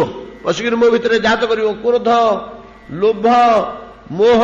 ଏଠିକି ଛୋଟ ପିଲାଟିଏ ନାଲିଆ ଖେଳଣା ଦେଖିଲେ ହାତ ବଢଉଛି, ଯୋଉଟା ଗୋଟେ ଦେଖିଲେ ପଢିଥିଲେ ଭଲ କି ମଧ୍ୟ ପାଟିରେ ପୁରେଇ ଦଉଛି, ମାୟା ଜାତ କରଉଛି ଧୀରେ ଧୀରେ ପୁରା ଲୋହନ। ଅଜ୍ଞାନ ଶିଶୁର ତ କିଛି ନାହିଁ, ଯାହା ପଡ଼ିଲା ଗୋଟେ ପାଟିରେ ପୁରେଇ ଦଉଛି। ଭଲ ଖେଳଣା ଦେଖିଲେ ହାତ ବଢଉଛି, ବିଛାଟା ପଳଉଥିଲେ ମଧ୍ୟ ହାତ ବଢୁଛି, ଅଜ୍ଞାନ। କିନ୍ତୁ ଖେଳଣା ଭଳିଆ ତାକୁ ଚଞ୍ଚଳ ଲାଗୁଛି, ହାତ ବଢଉଛି। ଏଇଟା ସବୁ ମାୟାର ପ୍ରଭାବ। ସେ ପ୍ରଥମେ ମୋହ, ଲୋଭ, ଆକର୍ଷଣ, ତାପରେ କ୍ରୋଧ, ନ ପାଇଲେ କ୍ରୋଧ, କାନ୍ଦୁଛି। କାମ, ଏମିତି ଗୋଟେ ଈର୍ଷା, ହିଂସା, ଏମିତି ଗୋଟେ ସୃଷ୍ଟି କରିବ। ମୁଁ ସଂସାରକୁ ଯିବିନି, ପେଟ ଭିତରେ ଥିବି, ଏ ଭିତରେ ସେଗୁଡ଼ା ପଶି ପାରୁନାହାନ୍ତି, ମୁଁ ଏ ଭିତରେ ଥିବି। ନା ନାଇଁ ନାଇଁ, ତମର କିଛି ହବନି, ତମର କିଛି ହବନି, ତମେ ଆସ, ମାୟା ତମର କିଛି କରିପାରିବନି। ନା ସଂସାରରେ ତ ମାୟା ଭରା ଅଛି, ଆଉ ମତେ ମାୟାକୁ ଜଗି ଜଗି ଚଳିବାକୁ ପଡିବ। ଆଉ ଏ ଭିତରେ ମାୟା ପ୍ରବେଶ କରିପାରୁନି, ମାତୃଗର୍ଭକୁ ମାୟା ପଶିପାରେ ନା। ଏ ଭିତରେ ମୁଁ ନିଶ୍ଚିନ୍ତ ହରିସ୍ମରଣ କରୁଛି, ଆଉ ଭିତରୁ କାହିଁକି ବାହାରିବି, ମୋର ଦରକାର ନାହିଁ, ଏ ଭିତରେ ଥିବି ଚିରକାଳ। ନା ମାତୃଗର୍ଭଟା କଷ୍ଟଦାୟକ? ମାତୃଗର୍ଭ କଣ କମ କଷ୍ଟଦାୟକ? କ୍ଲେଦ, ରକତ, ପୂଜ, ପୁରୀଷ ନାଇଁ କି, ପଚି ସଢିକିରି ଅଛି। ଏଗୁଡା ଯୋଉଠି ପଚି ସଢିକିରି ଥାଏ ସେଠି କୀଟ ଥାନ୍ତି, କାମୁଡି ପକାନ୍ତି। ଘୋର ଅନ୍ଧକାର, ହଲଚଲ ହେବାକୁ ଉପାୟ ନାହିଁ, ମହାଯନ୍ତ୍ରଣା ମାତୃଗର୍ଭ। କୁମ୍ଭୀପାକ ନରକ ବୋଲି ସେଟାକୁ କହୁଛନ୍ତି। ଆମେ ସମସ୍ତେ 10 ମାସ ଲେଖେ ଭୋଗିଛେ, ଭଗବାନଙ୍କ କୃପାରୁ ଭୁଲିଛେ ସେ ଦୁଃଖଟାକୁ। ଭଗବାନ ଏମିତି ବ୍ୟବସ୍ଥା କରିଛନ୍ତି ଯେ ଏଟା ତ ସବୁବେଳେ ଭୋଗିବ, ଦୁଃଖଟା ରହିଲେ ତ ଅସୁବିଧା ହେଇଯିବ, ତେଣୁ ଏଟା ଭୁଲି ଯାଉ। କୁମ୍ଭୀପାକ, ଚରମ ନରକର ଘୋର ଯନ୍ତ୍ରଣା ଆମେ ସବୁ ଭୁଲିଛେ। ତମେ କାହିଁକି ସେ ଦୁଃଖ ଭୋଗୁଥିବ? ନାଇଁ ପିତା ଜାଣନି, ମନଟା ଯଦି ଈଶ୍ୱରଙ୍କ ନିକଟରେ ରହିବ, ଇଆଡେ କେତେ ଦୁଃଖ ହେଲେ ମଧ୍ୟ ସେଟା ଜଣା ପଡିବନି କି ବାଧିବନି, ନାଇଁ କି? ଆମେ ଯେତେବେଳେ ଡିପଲି ଟିଭିରେ ଗୋଟେ ଭଲ ସିରିଏଲ ଦେଖୁଛେ, ସେତେବେଳେ ମଶା କାମୁଡିକିରି ପିଠିରେ 3ଟା ଗୋଟା କରିଦେଲାଣି, ଆମକୁ ଜଣା ପଡିଛି କି?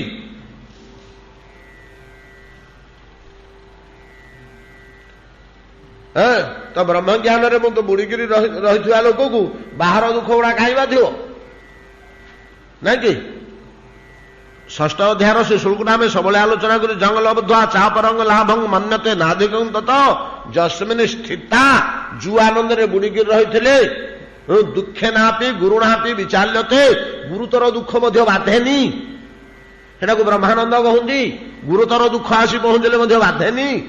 ଆଉ ମତେ ବାଧୁନି, ଆନନ୍ଦରେ ଅଛି। ନା ନାଇଁ ନାଇଁ, ତମେ ଆସ। ନା କାହିଁକି ଯିବି ଯେ, ମୁଁ ତମର ପିତା, ଆଉ ମୁଁ କହୁଛି ଟିକେ ମୋ କଥା ଶୁଣୁନ, ଆସୁନ। ନା ଗଲେ ଫେରେ ମାୟା ମାଡ଼ି ବସିବ ବୋଲି ମତେ ଡର ଲାଗୁଛି, ମୁଁ ଜଗିବି।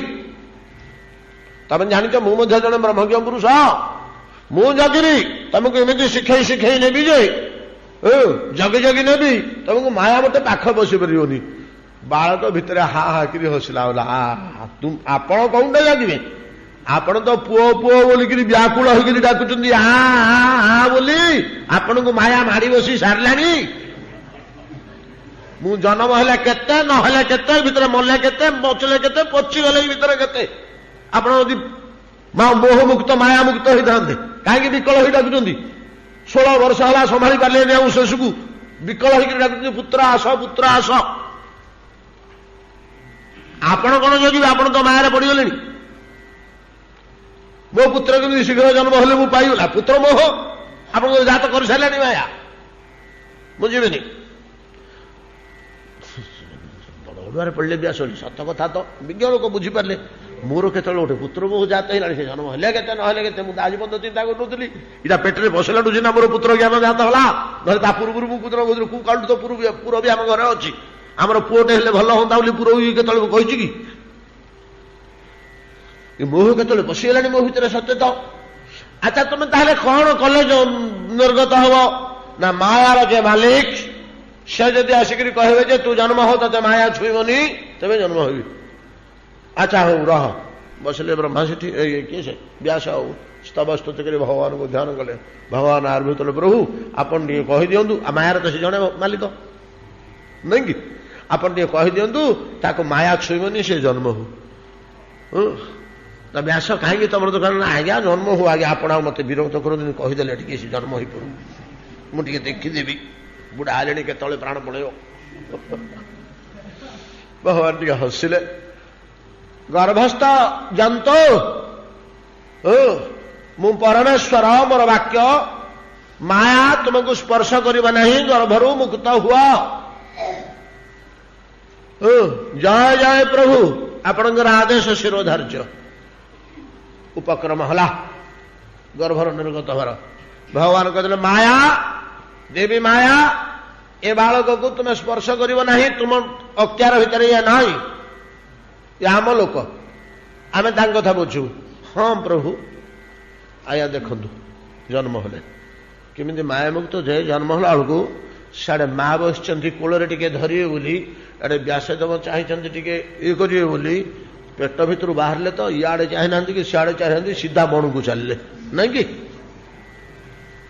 टे मोह अच्छी लोभ मो बापा मो माँ 16 वर्ष काल पेटे बोहिक बुला टे कूल धरी पार कि स्तन टे पान कर पुओ बोलिक मुह को चाहिए किमी नाक किमी ओठ किमी गाल माटा परा ता अंतकरण पिलाटा प्रति कौन हम सीटा कौन आम बुझे कि माँ मैंने बुझे कि से पुओ जन्म होकर इे बाप को नमस्कार करने नहीं से मार मुह को चाहिए नहीं पेटू निर्गत है तो सीधा अरण्य भितर को पसला दौड़िले पछरे सुखदेव गोस्वामी दौड़िले पछरे किए से व्यासदेव हे पुत्र फेरियास पुत्र फेरियास बण को पलानी प्रव्रज्या पदे कहीदे मुझे सन्यासी होगली सन्यासी हेले तो कूलर गला शुद्धि हेनी कि गोत्रु गला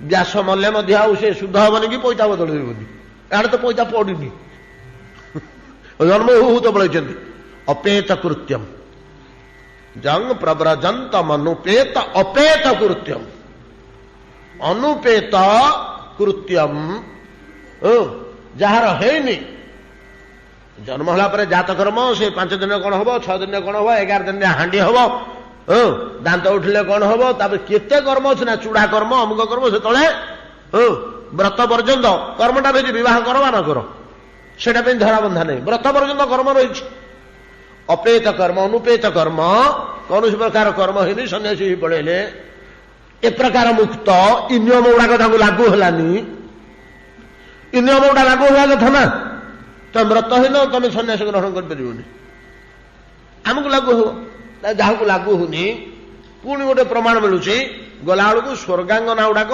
गंगार स्नान कर गंगा कूल वस्त्र गुड़िक कूल थोई से काले कौन जो विधि था सब शास्त्र तो दुष्टि को पांगना मैंने धोला भाया वस्त्र गुड़िक कूल थोई स्नान को जल क्रीड़ा कर स्वर्गांगना माने से बाट देकर पलाऊँ जमी देखी पकड़े दौड़िक पड़े आसिले सुखदेव गोस्वामी कुंडई पकड़े समस्ते नगर शरीर कुंडईक धरिक बस क्या सुखदेव 16 वर्ष सुकुमार अंग भगवान गोचल्य मधुर मनोहर मूर्ति सुखदेव गोस्वामी की तो देवांगना गुड़ाक कलाग्रत कर बसी ब्रह्मज्ञ पुरुष को कलाग्रत कले कि गोटे आनंद से देवी गुड़ाक तो से जानती से कौन गोटे सुख भोग हो पवित्र होती निर्मल होती सुखदेव तो व्यासदेव तो गोड़े पछरे हे पुत्र बोली गछलता पहाड़ पर्वत कांदी गले ताकि तरब भिनेदु गछलता गुड़ा उत्तर देले व्यास एमती कांदनी व्यास एमती कांदनी व्यास एमती विकल होकर डाकनी एड़े विकल हो डाकुंट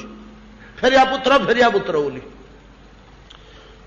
व्यासदेव जो पहुंची गले से देवांगना गुड़िक सांगे सांगे सुखदेव गोस्वामी छाड़ी निजर वस्त्र सब घोड़ी लज्जार अर्ध परिहित अवस्था लुचि व्यासदेव पचारे कि कथा 16 वर्षर युवक पुत्र देखा परम सुंदर ताकू तुम्हें आलिंगन कर हृदय धारण कल मु 90 वर्ष कौन 110 वर्षर बुढ़ाटे मत देखी तुम एति लाज युवक पुत्र को देखिए कुंडे पकाउछ गोसाई आप तो भगवान विग्रह अवतार कौन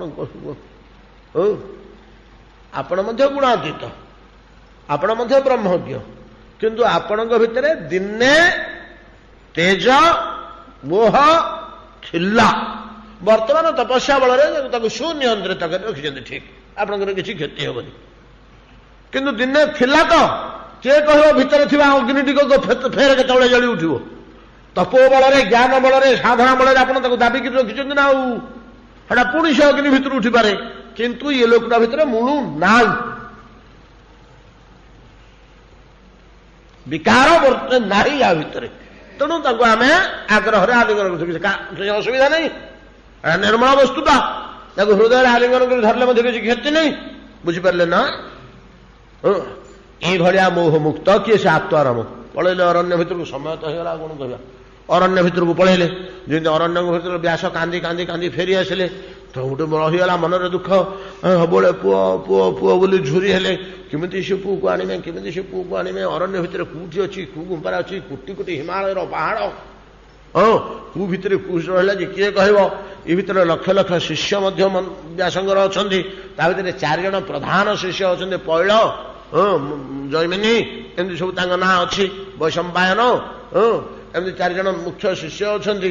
ସେ ପିଲାମାନେ ତ ଫୁଲ ବେଲପତ୍ରୀ ତୋଳିବାକୁ ସବୁଦିନ ବଣକୁ ଯାଆନ୍ତି। ଫୁଲ ବେଲପତ୍ରୀ ଆଉ ତୁଳସୀ ଫୁଳସୀ ତୋଳିକିରି ଅରଣ୍ୟ ଭିତରୁ ଫଳ ମୂଳ କନ୍ଦା ଧରିକିରି ଆସିବେ। ସେ ପିଲାମାନେ ଗୋଟେ ଦିନ କହିଲେ, ଆସିକି କ'ଣ ଗୋଟେ କହିବେ ହେଉଛନ୍ତି, କହିପାରୁନାହାନ୍ତି। କହିବେ ହେଉଛନ୍ତି କ'ଣ ରେ? କହିବେ ହେଉଛ, କହିପାରୁନ କ'ଣ? ଗୁରୁଦେବ, କେଡ଼େ ବଢ଼ିଆ ବଢ଼ିଆ ପକ୍ଷୀ ସବୁ ବଣ ଭିତରେ ଅଛନ୍ତି। ବଣରେ ପକ୍ଷୀ ରହନ୍ତାନି କି ରେ ଗଧେ? ନାଇଁ ଯେ ଗୁରୁଦେବ, ଆଉ କାହାର ଥଣ୍ଟ ହୀରା ଭଳିଆ ଦୁଶୁଛି, କାହାର ପକ୍ଷୀ ସୁବର୍ଣ୍ଣ ରଞ୍ଜିତ, କାହାର କି ପ୍ରକାର ସବୁ ଅଷ୍ଟରତ୍ନରେ ତିଆରି ଭଳିଆ ଦୁଶୁଛି, କାହାର ଆଖି ଯୋଡ଼ିକ ଯୋଡ଼ିଏ ମୁକୁତା, ସେ କୁଳୁ କୁଳୁ କୁଳୁ କୁଳୁ ନାଦ କରି କି ସୁନ୍ଦର ରାବୁଛନ୍ତି। ସେ କି ସୁନ୍ଦର ଉଡ଼ିକିରି ଡାଳରୁ ସେ ଡାଳ, ସେ ଡାଳରୁ ସେ ଡାଳ, ଏଇ ଗଛରୁ ସେ ଗଛ। ତାଙ୍କୁ ଦେଖିଲେ ବଡ଼ କୌତୁକ ଲାଗୁଛି, ବଡ଼ ଆନନ୍ଦ ଲାଗୁଛି। ପକ୍ଷୀ ତ ଅନେକ ଅଛନ୍ତି, ତା ଭିତରେ ରଙ୍ଗୀନ ପକ୍ଷୀ ଗୁଡ଼ିଏ ଅଛନ୍ତି ଯେ ଠିକ ଅଷ୍ଟରତ୍ନରେ ତିଆରି ହେଲା ଭଳିଆ ଦୁଶୁଛି। ଗୁରୁଦେବ, ସେ ପକ୍ଷୀ ଗୁଡ଼ିକୁ ଆମେ ଟିକେ ଧରିକିରି ଟିକେ ଆଉଁସିବୁ, ତାଙ୍କ ସାଥିରେ ଟିକେ ଖେଳିବୁ ବୋଲିକିରି ଖେଳଣା ଭଳିଆ। ପିଲା ଗୁଡ଼ାକ ତ ଆଉ କ'ଣ, ଟିକେ ଗଲା ବେଳକୁ ଫଟିକିରି ଉଡ଼ି ଯାଉଛି, ଦିନେ ହେଲେ ଧରିପାରୁନୁ। ଆମକୁ କ'ଣ ଗୋଟେ ମନ୍ତ୍ର ବତେଇ ଦେଉନାହାନ୍ତି? ସେ ପକ୍ଷୀ ଚଣ୍ଡାଳେ ବଣରେ ପକ୍ଷୀ ଧରିକିରି ମାରିବ, ତାର ପକ୍ଷୀ ଛିଣ୍ଡେଇବ, ଥଣ୍ଟ ଫଣ୍ଟ ଭାଙ୍ଗିବ, ଆଖି ଫୁଟେଇବ। ସବୁ ନା ଗୁରୁଦେବ, ଆମେ କିଛି କରିବୁନି, ଆମେ କିଛି କରିବୁନି। ଆମକୁ ଗୋଟେ ମନ୍ତ୍ର ବତେଇ ଦିଅନ୍ତୁ, ଯୋଉ ମନ୍ତ୍ରରେ ସେ ପକ୍ଷୀ ଆଉ ଉଡ଼ିକିରି ଯାଇପାରିବନି, ସେଠି ସ୍ଥାଣୁ ହେଇକିରି ବସି ରହିବ। ଆମେ ଟିକେ ଧରିବୁ, ତାକୁ ଆଉଁସା ପାଉଁସା କରିବୁ, କୋଳି ଫୋଳି ଖୁଆଇବୁ, ତାକୁ ଟିକେ ଗେଲ କରିବୁ, ଆଥରେ ଉଡ଼େଇ ଦେବୁ। ସାଙ୍ଗେ ସାଙ୍ଗେ ଉଡ଼େଇ ଦେବ ନା ଅଳ୍ପ ସମୟ ଭିତରେ? ହଁ ଗୁରୁଦେବ, ଉଡ଼େଇ ଦେବୁ। ହଉ, ଗାଧେଇ ପାଧେଇକିରି କାଲି ଆସ, ମନ୍ତ୍ର ବତେଇ ଦେବି। ଗଲେ, ପିଲାମାନେ ଖୁସିରେ ଗଲେ। ସେତିକିବେଳେ ମୁଣ୍ଡରେ ପଶିଲା କି ମୋ ପୁଅଟି ବଣ ଭିତରେ ଯାଇକି ତପସ୍ଛି, ତାକୁ ମୁଁ କେତେ ଚେଷ୍ଟା କରୁଛି, ଆଣିପାରୁନି। ଏଇଟା ଗୋଟେ ଚାନ୍ସ ମିଳିଛି। ଏ ପିଲାମାନେ ତ ବଣରେ ଚାରିଆଡ଼େ ବୁଲିବେ, ନାଇଁ କି? ଏ ଜାଗା ସେ ଜାଗା ବୋଲି ନିର୍ଣ୍ଣୟ ଅଛି କି? ଆଜି ଆଡ଼େ ଗଲେ, କାଲି ସିଆଡ଼େ ଗଲେ, ବଣରେ ଛାଡ଼େ। ୟାଙ୍କୁ ଏମିତି ଗୋଟେ ମନ୍ତ୍ର ଦେଇଥିବି ଯେ ପକ୍ଷୀ ତ ବସ ହେଇକିରି ରହିବ। ସେ ବାକ୍ୟ ପଢ଼ିଲେ ମୋ ପୁଅ ଯଦି ସେ ପାଖାଆଖ ଗିରି ଗୁମ୍ଫା ଭିତରେ ଗୋଟେ ଲୁଚିକିରି ସମାଧି ଅବସ୍ଥାରେ ଥିବ, ବ୍ରହ୍ମଜ୍ଞାନରତ ଅବସ୍ଥାରେ, ଘୋଷାଡ଼ି ହେଇକିରି ବାହାରିକିରି ପଳେଇ ଆସିବ। ସେମିତିକା ଶକ୍ତି କ'ଣ ଅଛି? ସେମିତିକା ପାୱାର କ'ଣ ଅଛି ଯେ ବ୍ରହ୍ମଜ୍ଞ ପୁରୁଷ ସମାଧିରେ ଗିରି ଗୁହାର ଭିତରେ ବସିଥିଲେ ମଧ୍ୟ ପରମ ଆତ୍ମାରାମ ପୁରୁଷ ତାକୁ ଘୋଷାଡ଼ିକିରି ପଦାକୁ କାଢ଼ିଦେବ? ଏଭଳିଆ ପାୱାରଫୁଲ ଶକ୍ତି କ'ଣ ଅଛି? ହରିନାମ, ହରିଲୀଳା, ହରିଗୁଣ, ହରିରୂପ। ଆଉ କାହାର ଏ ଶକ୍ତି ନାହିଁ, ଆଉ କାହାର ବି ଶକ୍ତି ନାହିଁ। ବ୍ରହ୍ମଜ୍ଞ ପୁରୁଷକୁ ସମାଧିରୁ ବିଚଳିତ କରି ଟାଣି ଆଣିବା ପାଇଁ ଶକ୍ତି କାହାର ଅଛି? ଭଗବାନଙ୍କର ରୂପରେ, ଗୁଣରେ, ଲୀଳାରେ, ନାମରେ ସେ ଭରିଛି। ବ୍ରହ୍ମଜ୍ଞ ପୁରୁଷ ଆତ୍ମାରାମ ଅପି ମୁନୟ ନିର୍ଗ୍ରନ୍ଥା ଅପି ଭଗବାନଙ୍କ ଗୁଣରେ ଟାଣି ହେଇକିରି ପଡ଼ିଯାଆନ୍ତି। ଆଜ୍ଞା, 4ଟା ଶ୍ଲୋକ ଭାଗବତରୁ ବତେଇ ଦେଲେ। ଆଉ 4ଟା ଶ୍ଲୋକ ସମୟ ଲାଗିଯିବ। ପ୍ରଥମ ହେଲା ଆହୋ ବକି ଯତନ କାଳକୂଟ, ଗୁଣଟା। ଏ 4ଟି ଶ୍ଲୋକ ବର୍ଣ୍ଣନା କଲେ ତାର ମିଠାଟା ପାଆନ୍ତି। ଏମିତି 4ଟା ଶ୍ଲୋକ ଯେ ଏଥିରେ ଭଗବାନଙ୍କର ଲୀଳା, ଭଗବାନଙ୍କର ରୂପ, ଭଗବାନଙ୍କର ଗୁଣ ଭର୍ତ୍ତି ହେଇକି ରହିଛି, ଭର୍ତ୍ତି ହେଇକି ରହିଛି। 4ଟି ଶ୍ଲୋକ ଯେମିତି ଧରେଇ ଦେଲେ, ସେ ପିଲାମାନେ ତାକୁ ଏତେ କଥା ଜାଣନ୍ତୁନି। ସେ ବଣ ଭିତରକୁ ଯାଆନ୍ତି, ଫୁଲ ତୁଳସୀ ଧରନ୍ତି, ଚାଲରେ ପକ୍ଷୀ ଧରିବା। ଗୋଟେ ସୁନ୍ଦର ପକ୍ଷୀ ଯୋଡ଼େ 3ଟା କୋଠି ବସିଛନ୍ତି, ଦେଖିଲେ ସେ ସରୁଛନ୍ତି ଗୋଟିଏ ଦଳ। ସେ ପାଖକୁ ଯାଇକିରି ଚୁପ୍ କରି ଅହୋ ବକି ଯତସ୍ତନ କାଳକୂଟ ଜିଘାଂସୟା ପାୟ ଦପ୍ୟସାଧ୍ୱୀ ଶ୍ଲୋକଟି ଯେମିତି ଗାଇ ଦିଅନ୍ତି, ସେ ପକ୍ଷୀ ଗୁଡ଼ିକ ମୁହଁ ବୁଲେଇକରି ଚାହାନ୍ତି ଏ ପିଲାମାନଙ୍କ ଆଡ଼କୁ। ଏମିତି ମୋହ ହେଇଯାଇଥାନ୍ତି ଶ୍ଳୋକର ପ୍ରଭାବରେ ଯେ ପିଲାମାନେ ଯାଇ ତାଙ୍କୁ ଧରିଲା ପର୍ଯ୍ୟନ୍ତ ସେମାନେ ଉଡ଼ିକିରି ପଳାନ୍ତନି, ସେଠି ରହନ୍ତି। ହାତରେ ଧରି ପକେଇଲେ ପିଲାଙ୍କ ହାତରେ ପଡ଼ିଗଲେ, ଆଉ ଆଉଁସା ପାଉଁସା କଲେ, ଟିକେ ଗେଲ କଲେ, କୋଉ ଶ୍ଳୋକର କ'ଣ ପ୍ରଭାବ ଅଛି ଭଳିଆ। ଏମିତି ସବୁଦିନ ଏଇ ପାଲା ଚାଲିଲା। ଆଜି ଇଆଡ଼େ ଗଲେ, କାଲି ସିଆଡ଼େ ଗଲେ, କାଲି ସେ ପାହାଡ଼କୁ ଗଲେ, କାଲି ସେ ପାହାଡ଼କୁ ଗଲେ, ବୁଲୁଥାନ୍ତି ପିଲାମାନେ। ସୁଖଦେବ ଗୋସ୍ୱାମୀ ଯୋଉ ଗୁମ୍ଫାରେ ବସିଛନ୍ତି, ସିପା ଖାଖରେ ଦିନେ ଏଇ ଶ୍ଳୋକ ଗାନ କରିଦେଲେ। ଯେମିତି ଶ୍ଳୋକ ଗାନ କରିଦେଲେ, ଗୁମ୍ଫା ଭିତରକୁ ଘୋଷାଡ଼ି ହେଇକିରି ବାହାରି ପଡ଼ିଲେ ସୁଖଦେବ ଗୋସ୍ୱାମୀ। କହିଲେ ଭାଇମାନେ ଶୁଣ ଶୁଣ।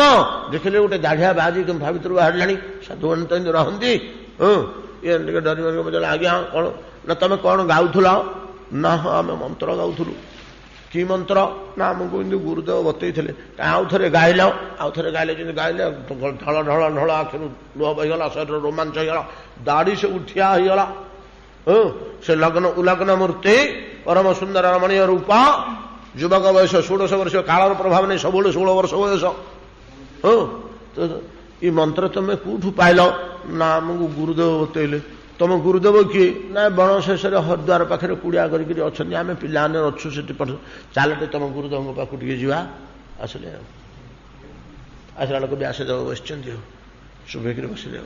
ଆଉ ବଡ଼ ଆଦରରେ କହିଲେ, ଆପଣ ପିଲାମାନଙ୍କୁ ଯୋଉ ମନ୍ତ୍ର ଶିକ୍ଷା ଦେଇଛନ୍ତି, ମତେ ଟିକେ ସେ ମନ୍ତ୍ର ଶିଖେଇ ଦେବେ କି? ନା ବଛ, ସେମିତିକା କେତୋଟି ମନ୍ତ୍ର ତମେ ଚାହୁଁଛ?